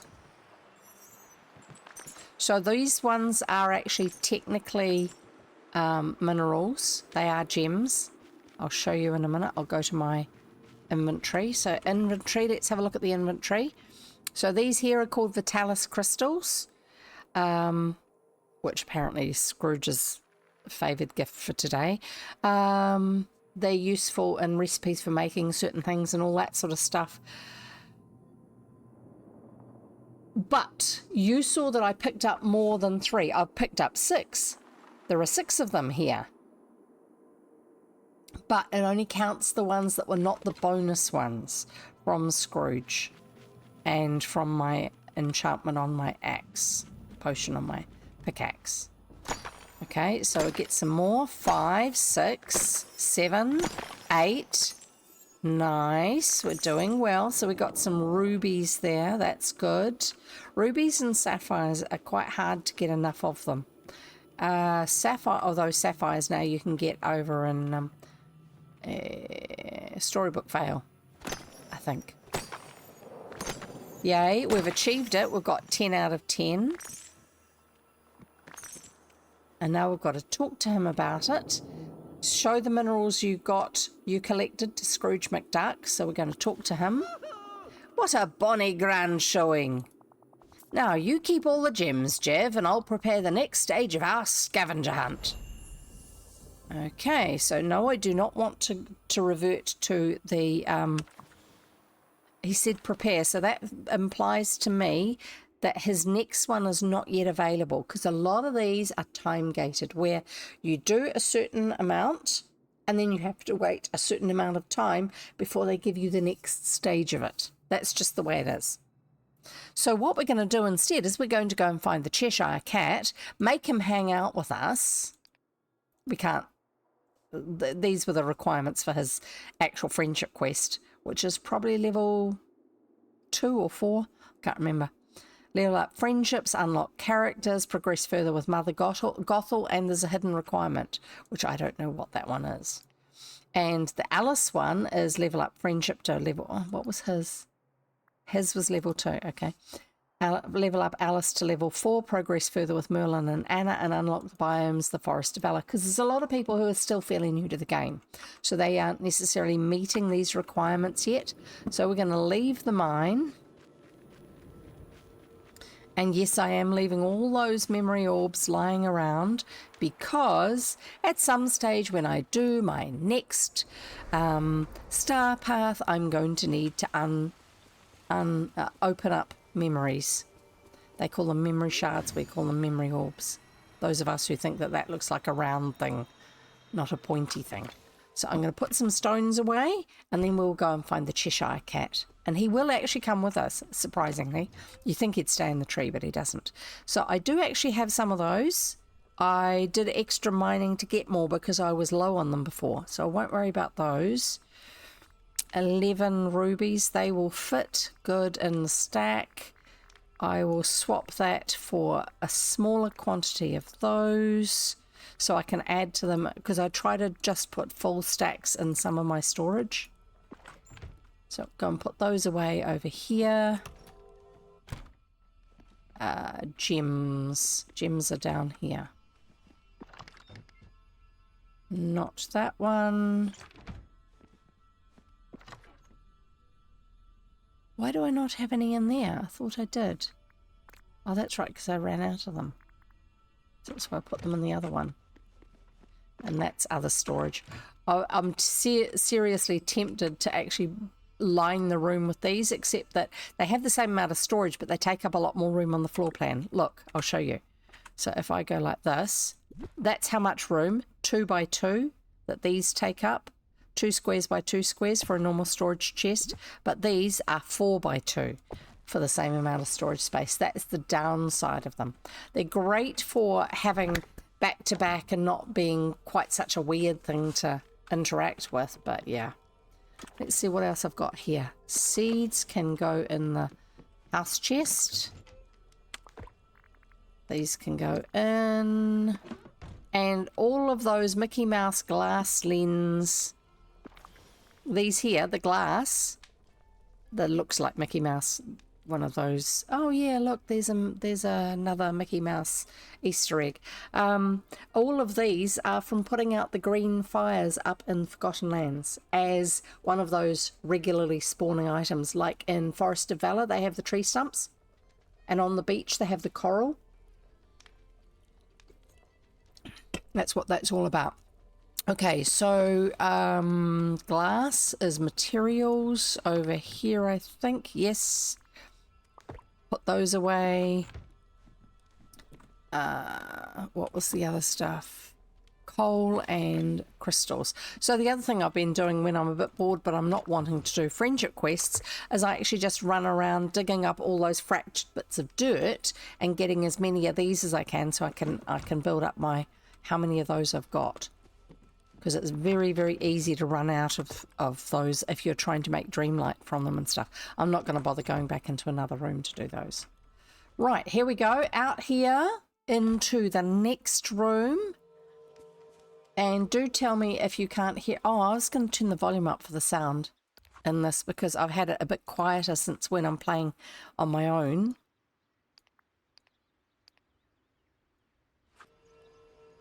So these things here, this is what I dig up to get those crystals.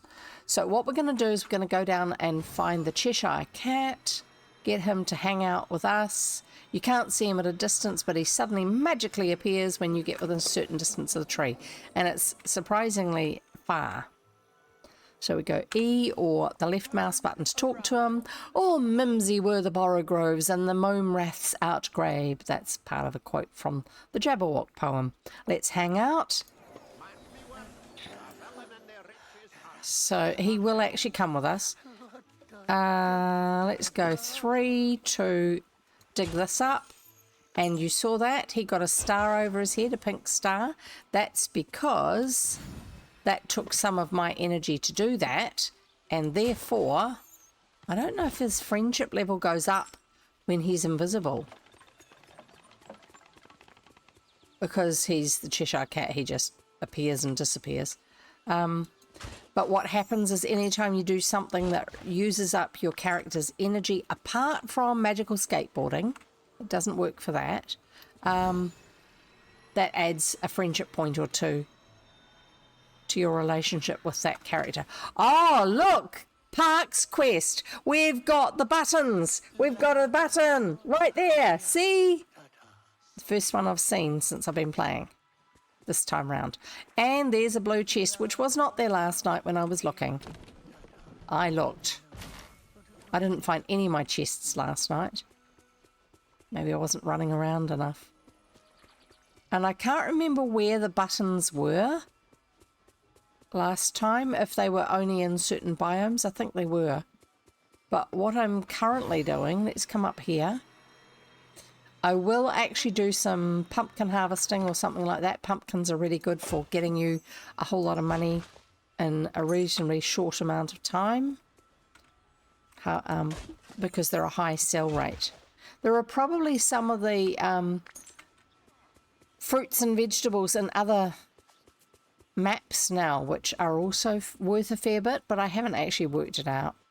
I haven't looked at what's on the wiki to decide if it's worth doing the same farming of them to increase your gold coins.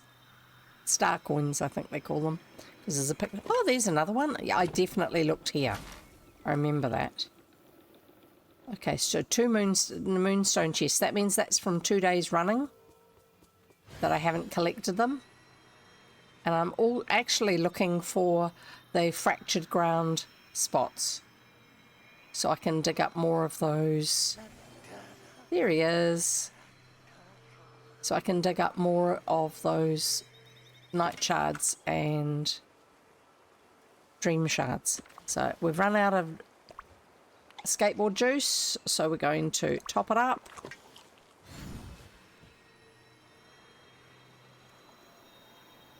Carrying on running around. Oh, look, 2 raccoons. None here. Come up here. A lot of those sort of things tend to spawn in 2 biomes each day. Like today it might be the plaza and Peaceful Meadow, and tomorrow it might be Forgotten Lands and wherever else. I've noticed the pattern with this game is that spawnable items won't spawn everywhere except for plant type ones. They won't spawn in every area of the game every day. They have a tendency, it'll be heavier, more of them in one of the biomes or 2 of the biomes each day, and it won't be the same ones each time. Still looking for these fractures, and then I'm going to go up and do some harvesting. We've got 20 minutes until end of stream. So if you've got... Wow, that's a lot of junk there. If you've got questions about the game, you're welcome. Feel free to ask me. I've been playing it for a long time. I'm not an expert, but there's certain things I have noticed about how things work in the game, which may or may not be the sort of things that you're interested in finding out about. As you can tell, I haven't done a lot of Nightthorn clearing for a while. I did a bit after we finished the Star Path last time, and then gave it a bit of a break. Because I haven't been playing the game quite as much with my computer doing its overheating issues.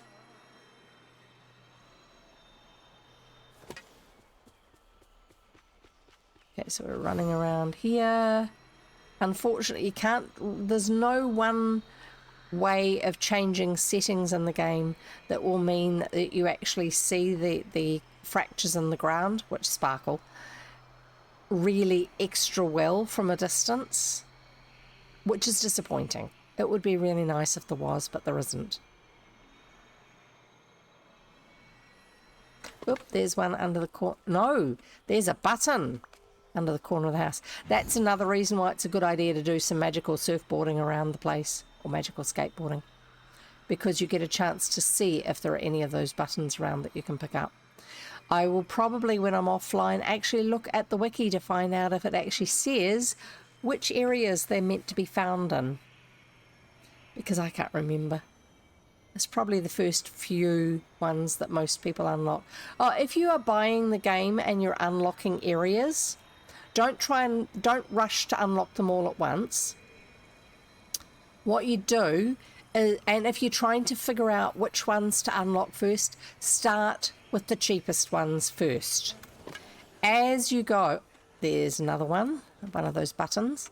As you go, you will gain more of the currency that you need for unlocking biomes. That currency is Dreamlight. Don't spend all of the Dreamlight you start the game with, because you're going to run out too easily, and you will not build up your levels of Dream Shards quickly enough to actually get all of the Dreamlight funds that you want. Hopefully I'm not making you all seasick with my fast swinging around with the mouse. I try to move it a little bit more stably. So these green flames here, these things that just spawn, they spawn like stumps over in Forest Valor, or the ice clusters in Frosted Heights, the mushrooms in Peaceful Meadow, no, the mushrooms in the swamp, or the big toadstools in Peaceful Meadow and Glade of Trust, that sort of thing. So these ones are the ones that spawn in this area, and they're the ones that when you get rid of them using your watering can, you actually now get the glass. So it's nice they've given us something else, which is probably a little bit more useful than some of the things that they give us in huge abundance.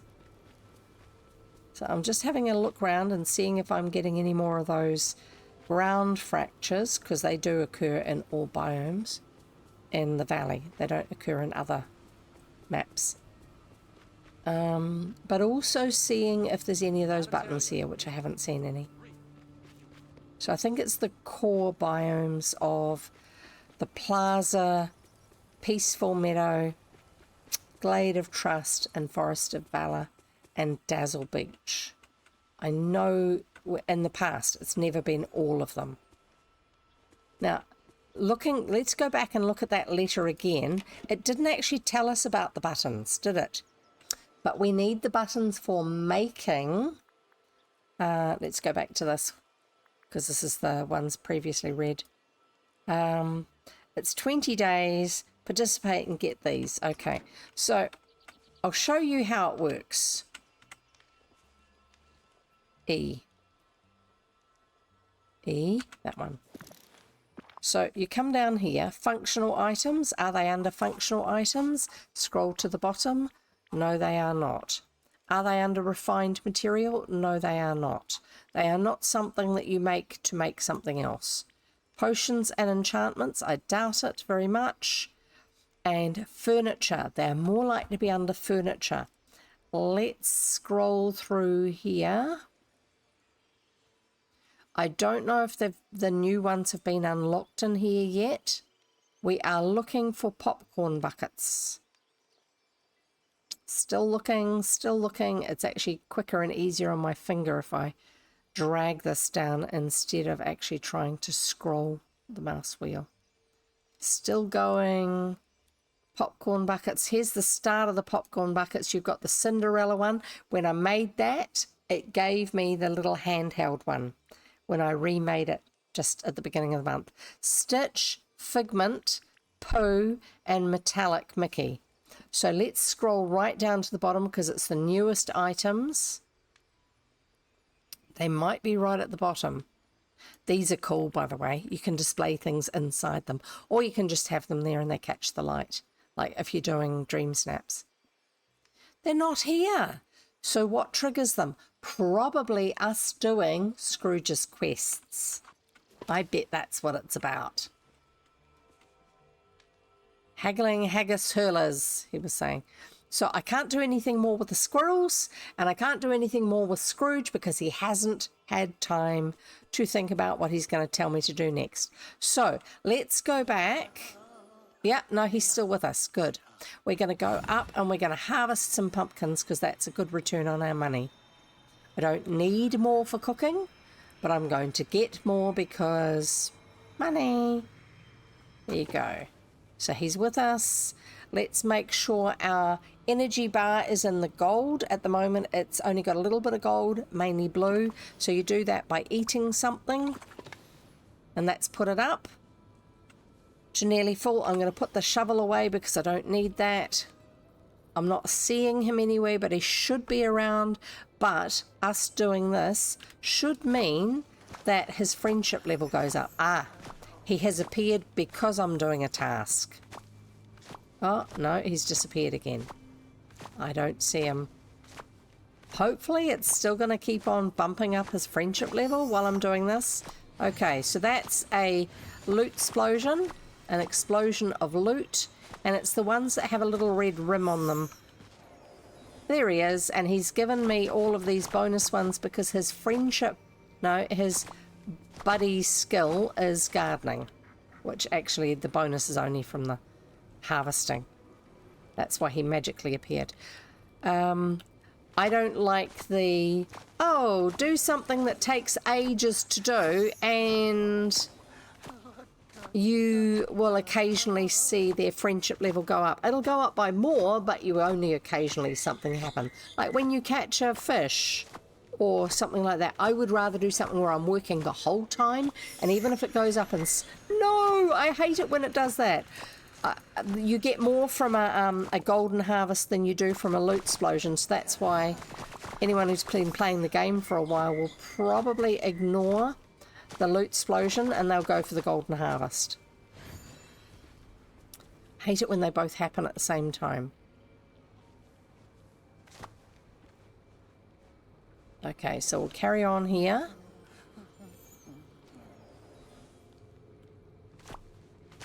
But yeah, what I was... Oh, another one. Where is he? I'm turning around so I can see him. Come on, mate. There he is. And he should explode a whole lot of pumpkins for us as bonuses. Yay, he did. And there's the one he dropped before. So let's carry on here. So yeah, what I was saying is I'd rather feel like I'm making some progress slowly but all the time than chunks of progress randomly from time to time. Okay, now we're going for these ones because they're extras to help us achieve our goal, and I got all of the ones that were red. Yay!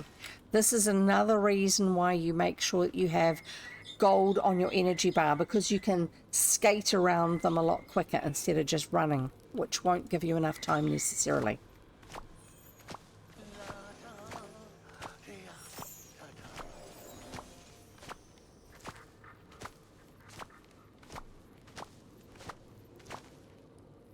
Okay, so we'll go down to here. Oh. They did increase the speed again on this, which is good, because for a while it was really slow and it was like, it's not fair, we can't get as many off a golden harvest as we used to get. That's what it felt like. And I'm going to get rid of those thorns shortly, but I want to finish this harvest first, and then I will look at the... Whoa, we're getting a lot of these things off this pumpkin patch this time. Yay, we got all the red ones. Now we go and pick up the ones he threw out. Yes, and I've got that grumbly voice again. Sorry about that, folks. Carrying on. Wow, I don't remember ever having this many golden harvests in one double patch. I do my plantings in sets of 50 in a garden patch, just because it's an easy number to work with. Okay, let's deal with this, and I'm going to rearrange the edges of this planting field. So to get rid of this, you can see it's going to be watering can, because this is normal ground and it shows no highlights on it. When I get to that, it's highlighted, which means that's the right tool for it. So I've got both of those out of the way. Now what I'm going to do is get my spade out again. And we're going to rectify this so the pattern is so friendly, like a warm hug.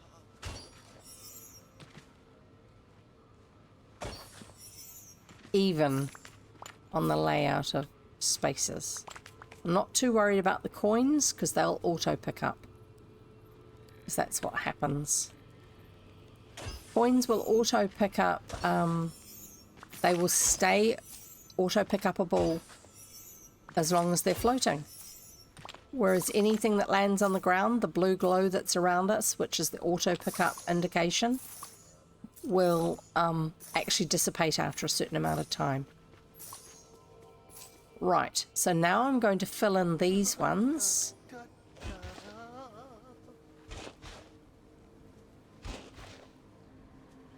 Just so it's a nice even shape. And I don't have to worry about trying to make the thing fit together properly. Do you ever do that? Okay, pumpkins. I want 100 pumpkin seeds. That will do. We'll plant those. Put away the spade. E to plant the seed. And then I have to hover this over there to make that orange highlight circle pop up. And then I let go of it and hold down the E key, and my character will keep planting while I keep holding down the E key. Yay! I'm so glad he didn't do that while I was harvesting.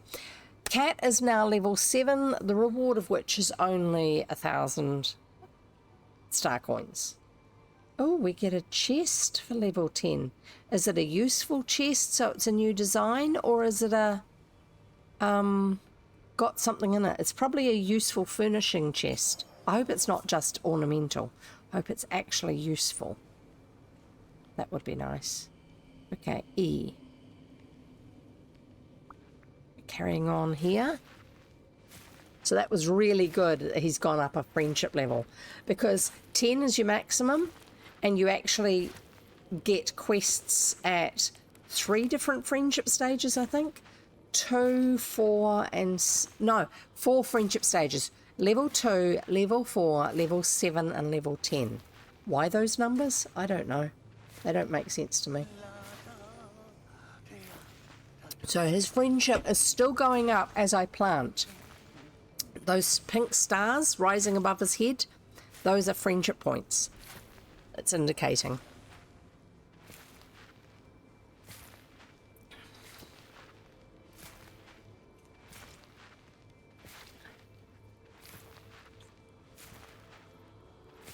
And if anyone's wondering what the calorie content is on these, energy per 100 mil, 43 calories or 179 kilojoules. Per serving, which is one of these cans, 214 calories or 895 kilojoules.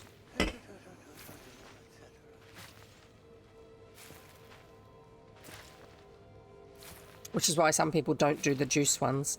They do the other ones with 0 sugar, because not all of them are 0 sugar.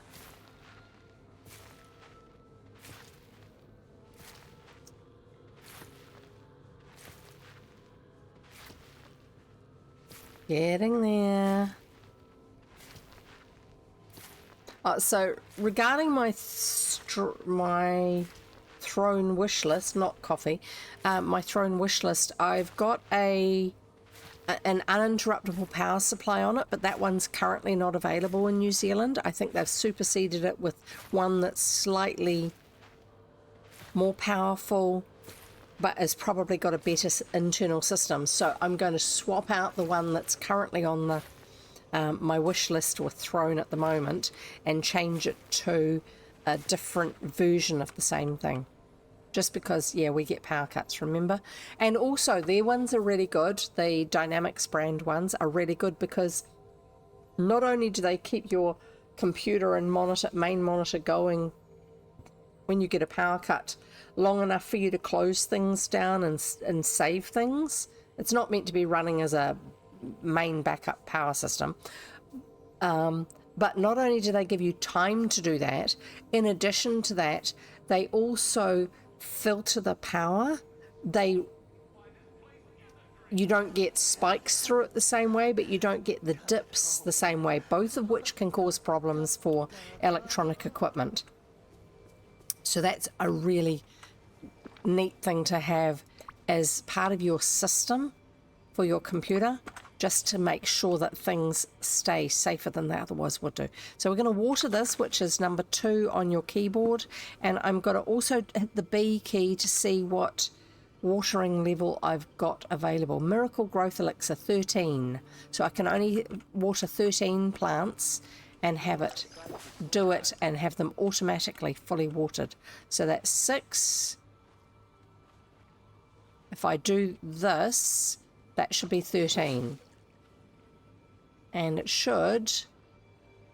Yes, see, it's lost that extra glow on it. That watering can has. Now what I'm going to do is put another batch of that on, which is not pickaxe, not shovel, Miraculous Growth Elixir. That is worth 50 uses, and you can only do a maximum of 50 uses of any of the potions.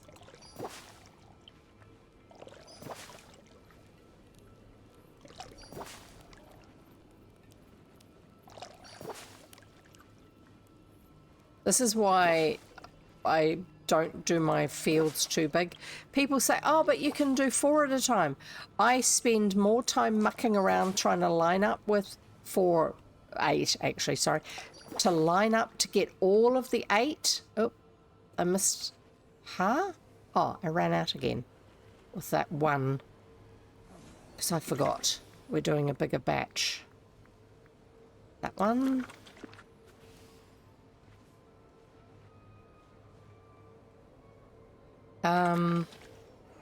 I spend more time doing that than I do just with walking around covering the extra row with the watering can.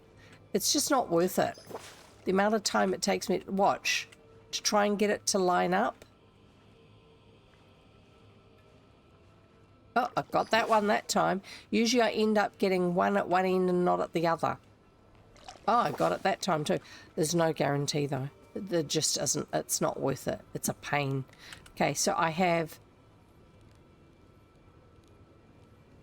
Miracle Growth Elixir. There's 14 left. That means it can't have been 100.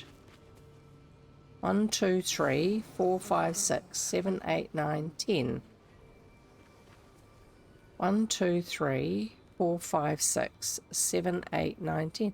It's 100. How do I have 14 left? I must have started with 14. Okay, so what we're going to do now is we're going to sell these. We're nearly finished, actually. Sell these to Goofy, and that'll add us some gold coins, some star coins up the top here. Sell.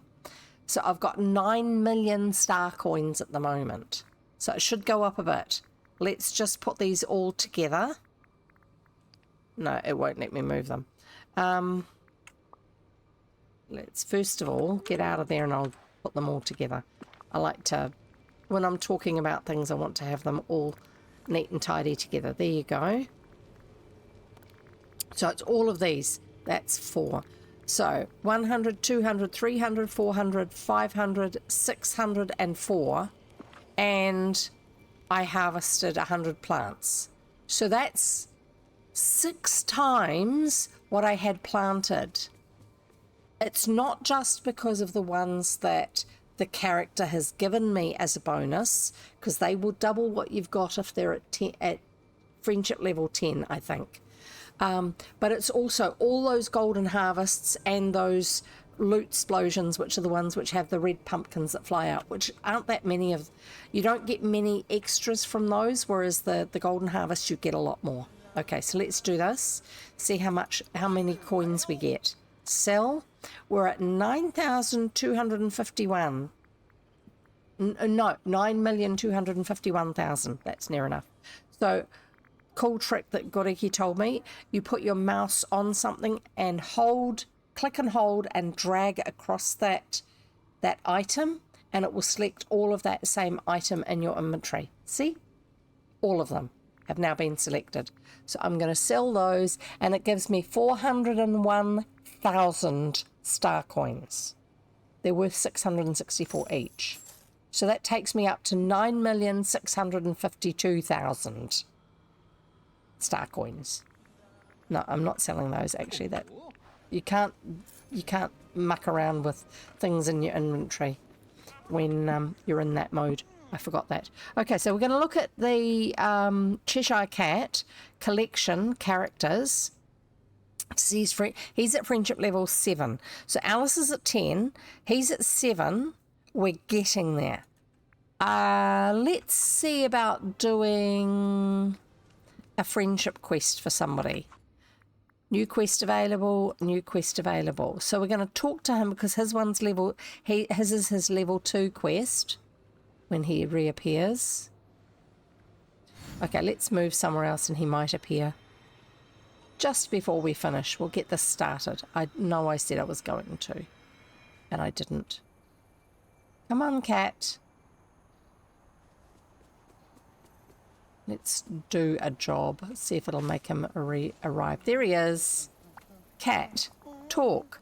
It's rather nice when the moon smiles back at me, says the cat. Okay, furniture fluster, start quest. Well, hello, Jeff. I was expecting an unexpected visitor. I've been busy undecorating, you see.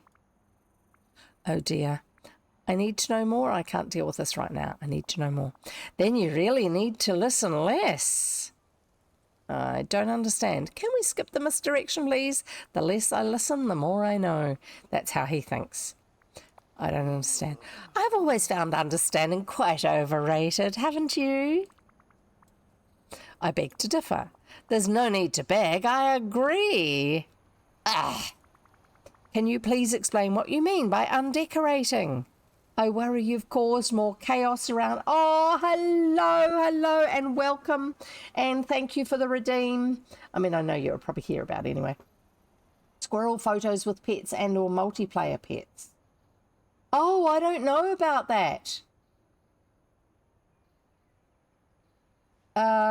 Sorry, got it here. I've only just seen what you said. If you sold them, you can also hold on one pumpkin, not just hold then drag. Oh, okay. I didn't realise it was the actual hold part that made it work. I could test that with the pets. I don't know if it's going to work because it actually was marking off which colour they were. Thought it was Wednesday for some reason. Well, it's my Wednesday. Time for the Rotunda of Choices, and we got Mini Bow, which is good actually because we are actually playing Disney Dreamligh Valley. So I'm just going to put that on, and we shall Mini Bow. We all know which one that one is. That's this one. And look, it actually fits in the picture at the moment. Yes, it does fit the mood indeed. I'm going to wear it until we finish. So I'm just going to have a quick look at this quest so it's technically started, and if it looks really interesting, maybe do something of it. We'll just go on slightly long today. But I also want to try out this thing that Goriki said. Does it work getting photos with the pets that you've already got? Yeah, no, I won't do that at the moment, thanks. Sorry, he's just asking me something. I worry you've caused more chaos around here. I think that's probably the safest answer to say. Well, I couldn't cause less, could I? The homes around here made too much sense, you see. They needed a little rearranging. Oh dear, oh dear. What? Whose homes did you rearrange? If I had 3 wishes, I'd wish to answer you, or perhaps you could visit the home of the diamond and the rough. We know who that is. That's Aladdin. What's a diamond in the rough? I think I know who you're talking about. I wish you didn't tell me. Okay, we know who he's talking about. You do? Yes. Me as well. Ugh. Okay, once I figure out who you're talking about, I'll have to check the house to see what sort of undecorating you've done. So they've given us in italics and buff colour instead of the white writing the actual task you have to do. They do that on any of these. So we're going to go T to track it, visit the house of the diamond and the rough. Let's take a photo with a pet first, and then we'll go over there. So, companions, we needed... Which which, let's have a look at these again. Classic, black or white. Okay, so we're going to go here to wardrobe, choose a companion. That's red. There's grey, brown, black, classic. Let's choose. No, that's a rabbit. Classic squirrel. That's the one. And then we're going to go photograph, and we're going to go choose to take a photo, but we're going to change to photo mode with creatures, which is this middle one of these options, and then this button here, and you choose from here whether it's using a tool, using a glider, or having a pet. And so we've got him here. This is the classic squirrel. We are going to take a photo. That was cute. Let's have a look at the quest list. No, it didn't count. So it's got to be wild ones, not ones that we have chosen to interact with. That's disappointing. So I'm thinking it will also be the same when it comes to the house. I think the only creatures I've got on this house are... Oh.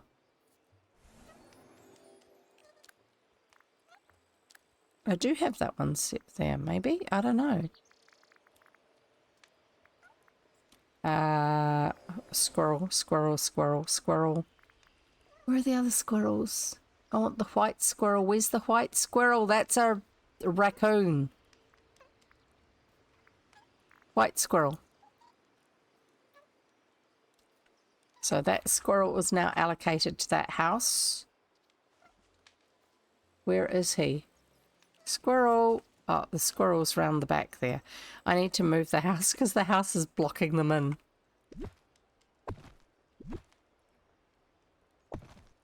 And put that one there. There they are.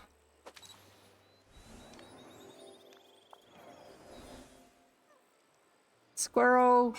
No! See if I can get it with the squirrel actually just... Where's it? There's the white squirrel. There. Where he's just naturally doing something instead of me specifically interacting with him. Like in a pose. So that was, sorry, that one, which is L. Critters. Still not counting. So it has to be the days they naturally spawn. There you go. We've figured that much out. So visit the House of the Diamond in the Rough. That's this one up here. We'll do this one thing, and there he is in his house, and it's got a pink surround on that house, which you can't quite see on the map because I'm not zoomed in enough. That there, that pink, which it jumped out from for a minute. So we go over here, can't get mine to start. Oh, that's a shame. It might be because I'm on the 28th and you're not yet. Because it says that it starts on the 28th and I had that mail in my mailbox. There he is. Oh, look. Yes, things are in the wrong place. Talk to Aladdin. Oh, we've got cat footprints again. Yeah, no worries. So some quests start at the same time for everybody at the same time around the world. This is not Goriki I'm talking to. This is general. Some quests start at a particular time on a particular day in your own time zone. And I haven't figured out how they do it yet. So we've got a whole bunch of stuff from Daisy by the look of it. Jeff, am I ever glad to see you? Something really strange is going on in my house. I'm not surprised. Yeah, it looks odd here. Everything looks okay. Let's say that one. Really? Some of our furniture's been replaced with all these strange new things. Yeah, these items definitely don't look like they fit in here. I wonder who they actually belong to. Daisy? No idea, but if I think of anyone, I'll let you know. Daisy? Let me remove all of this misplaced furniture from your house. Then I can go ask the Cheshire Cat a few more questions. Maybe I can get him to confess where this furniture comes from. Daisy? It's really obvious. It's purple and pink. Pick up.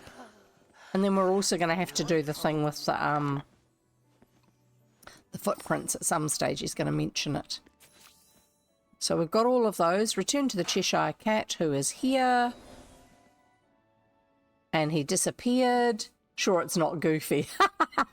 Yeah, Goofy's really into purple and pink. Not.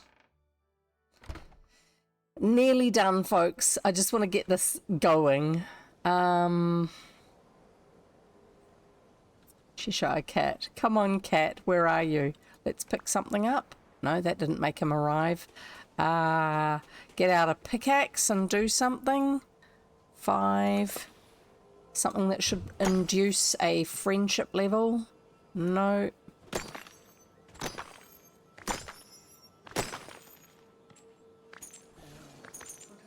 I hear him. There he is. Back already? I need to talk to you. Where are Aladdin's things? Who owns this furniture I found in Aladdin's house? Why are you moving people's things around? I think that's the question. Could be Aladdin. Maybe it's prank. Or Jasmine. I think Jasmine's pranking him.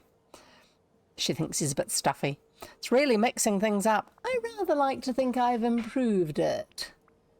Why? This valley is nothing at all like Wonderland. Oh, so you miss Wonderland. Now you're just imbuing the valley with chaos, trying to make the valley feel like home. Honestly, I don't know what you're doing. Let's go chaos. I'm so glad we have an understanding. Yes. Barely. How splendid. You just can't move people's furniture from one house to the next, okay? Are they actually moved, or are they like they've got a gleam across them so that it looks like somebody else's stuff? I don't know.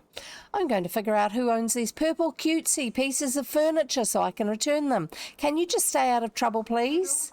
That's very good advice. Okay. He's disappeared. Find the owner of the purple cutesy items. Oh, that's hard. Oh, gee. I wonder who that might be. Look, Daisy has a blue quest icon. I wonder why. What we really need is a quest line where a former villain is framing another former villain. Yeah, that's a really good idea. I like that. Oh, look, there she is. Mother Gothel. Daisy, I found these pieces of furniture in Aladdin's house. I think they might be yours. They do.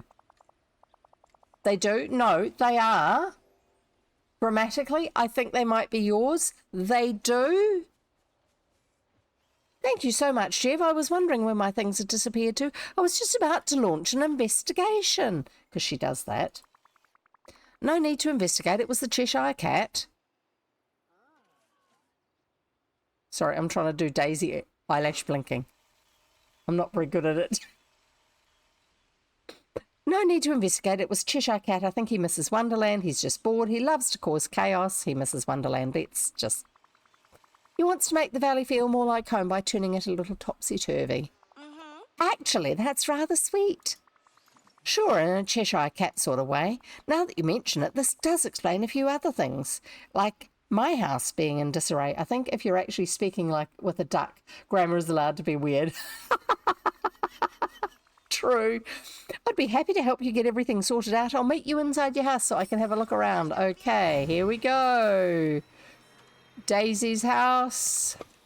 The pink and purple house. Oh, yeah, look. Collect the out of place items from They're all going to be... We're going to have this everywhere. Where there are a bunch of items, 3 items, that are from someone else's house. They look like Wally items, don't they? Put Daisy's furniture back in their correct places. Tulip bars, vanity, and hairdryer. Okay, so they were the ones that... They're not on the furniture menu, so they must be on the... Oh, I didn't realise they'd gone into our inventory. So there's this... Okay, I want to. Thank you. How do I put it back?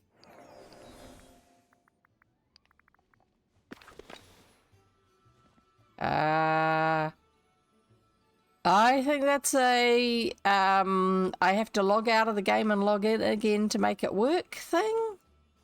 Because it's not a talking... Let's see if it's talking to her anyway.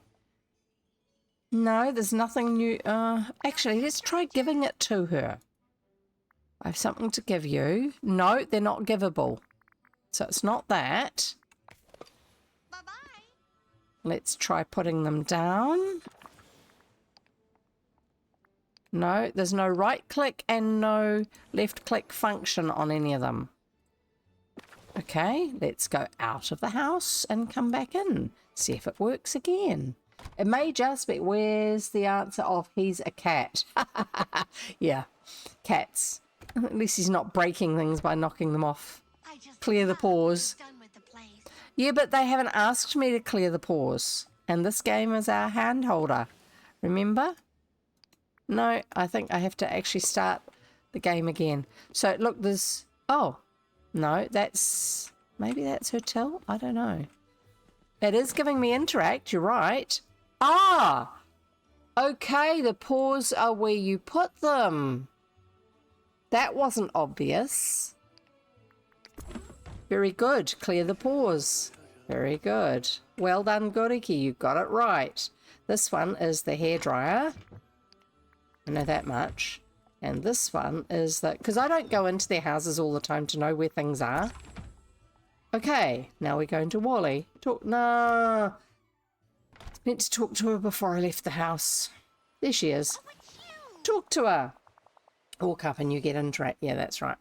Because I kind of walked up before, but not close enough. Thank you so much, Jeff. It feels just like home again, because it is.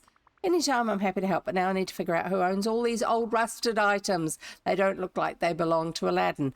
Wally. Definitely not. Do you have any hunches? Why is it that Daisy's a detective? I've not watched the TV series enough. Everything looks old, maybe Mother... Let's go and give all the junk to Mother Gothel. Yeah. Nearly done. Merlin might have some sort of use for all this. Perhaps Ursula. I don't think any of these are right. Let's go Mother Gothel. Don't say that around her. This isn't really her style, though. I'll need to do some thinking about this. I'm going to figure out who owns these old rusted metal furniture pieces so I can return them. And I'm going to call it quits there, folks. Oh, there's another button. Pick it up. I don't know what... Oh! We got the flowers. So these the flower. So the flowers are the yellow button inside a flower. It's the centre of the flower. So have we got any other things? They spawn while you're in game. They don't spawn while you're out of the game, as far as I know. There's another flower. And they're only available while you're actually in this parks season of the game. So get them while you can. Don't overlook them if you want to craft lots of things from them. Which is the quest items. Oop, there's another one. Let's have a quick look over the beach. See if we can see any down there. No, that's a different flower. So the buttons spawn on the beach. I can see a button from there between those two and slightly off to the right hand side over there between those two purple memory orbs. But I think the flowers are only up in the plaza and Peaceful Meadow and one other place. I think that's what it was last time.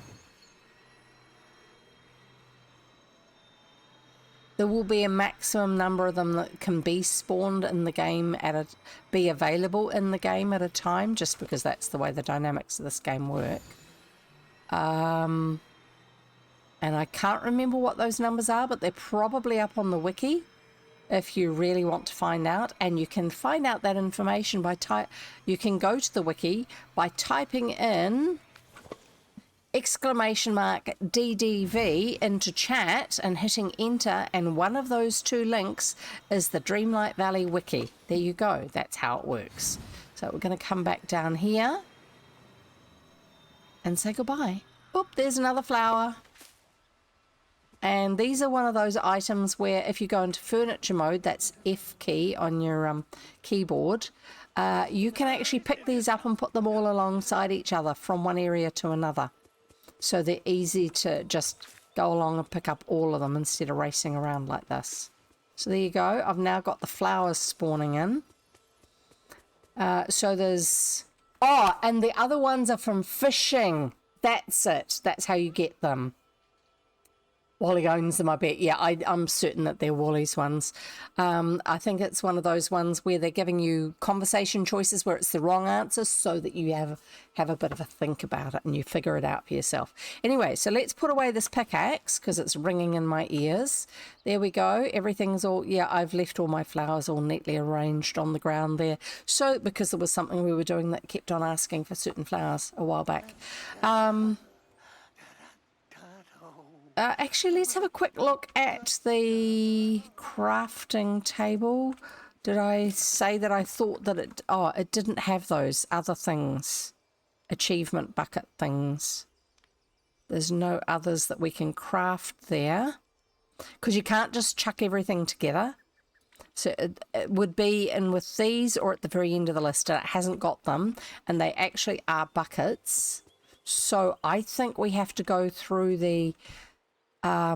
Scrooge line where we're doing the gems until we get to the end of that, and then when we get to the end of that, that's probably going to let us do the one of the new buckets, and then when we finish the photographs of the critters, that will give us the other new bucket recipe. So there you go. How many buckets are there now? I'll go back over here. Actually, no, I don't need to go over there to look. We've got O for collection. And we go crafting. There it is. So you come down here, you can craft all sorts of things. Let's scroll, scroll, scroll. There's the purple button. That's one of the things you can craft. You craft with red and blue buttons. Blue buttons are from fishing. Red buttons are the ones that we find lying around.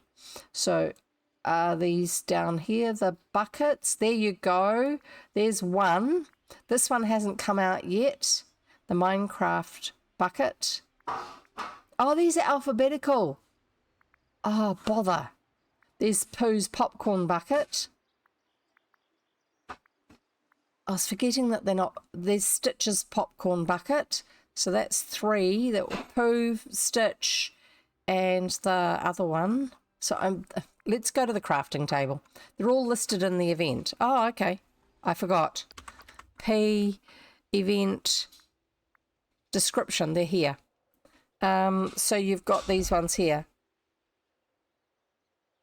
I'll let it run right through. So you got the Doug popcorn bucket and the minecart one are the new ones. So we've got handheld Cinderella, we've got Cinderella, Figment, Mickey, Stitch, and Winnie the Pooh. So there's 5 standard ones that we've already got, plus the handheld versions of them.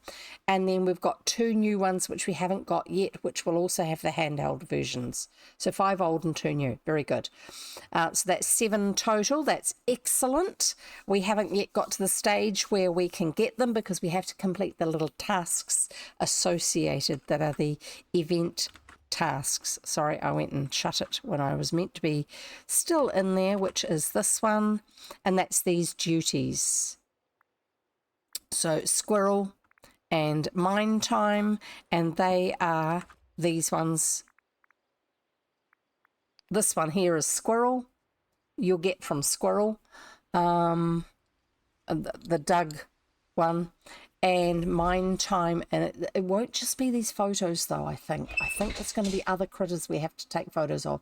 And then the other one is the one with Scrooge, where he started off by telling us just to mine any gems, but you know what Scrooge is like. Scrooge always wants you to get more and more when it comes to gems. Okay, so that's it for today, folks. I'm just going to swap to the other screen for a minute. Hello, just to hello. say, oh, that silly thing is yes, there again. Sorry. We're just going to finish off here and say thank you very much for hanging out with me. 5 old and 2 new. Yes, that's right. I'm looking forward to seeing what the new ones look like. And when we get them, I will try them all on for you with the handheld ones. The other ones, the bigger ones, are ones that you put down as decorations. And I think what happened was that people were saying, oh, they're cool. But in real life, when you have popcorn buckets, I wouldn't know because I've never had them before. You carry them around with you, like when you're at a Disney park. And so why can we not carry them? And so rather than taking away the ones that they use as decorations that you put down on the ground or on tables and stuff, they've actually given us a second set of them, which are the little handheld ones. And I think that was quite good that they actually gave us those extras, but made sense as being more the way you would normally use them in real life. I never considered popcorn an eat while walking snack. Yeah, me neither. I think it's more, I've got it with me. I'm just taking a break now, so I'm going to sit down and eat some popcorn because I've got it with me. Sort of thing. Plus, it's another thing that you can sell people because it's collectible. Also, they're usually easier to eat out of than those. Yeah, these ones are not really particularly practical for shape, but apparently they're based on real ones that they have done over the years at various ones of the Disney parks. Not all of the Disney parks do them, only some of them do. So thank you for hanging out with me. It's been lovely to finish off that Rover Boys stream. Yes, a little bit idiotic as we expected because, hey, Rover Boys Stratemeyer Syndicate, that sort of thing. I don't know what we're going to be reading next, but come along next time and find out. And it's been lovely to actually get started on some of the Alice or Cheshire Cat quests, but a delightful surprise to discover we've got the next parks quest. Usually they'll have a decorating section for it at some point. So we'll see. And it rhymes with some twift. Some Twift. I'm pretty sure that Goriki would like us to do some Tom Swift next time. Probably will, actually, just because it'd be nice to have something that's like the Rover Boys are, but a little bit better developed because it's further into Stratemeyer's formula in some ways, but actually having something where it's a little bit more what you expect of a story rather than one of the weird, odd ones that we sometimes get just because old books. So see you next time. Don't forget, look after yourself. Be kind to yourself as well as others around you and stay hydrated.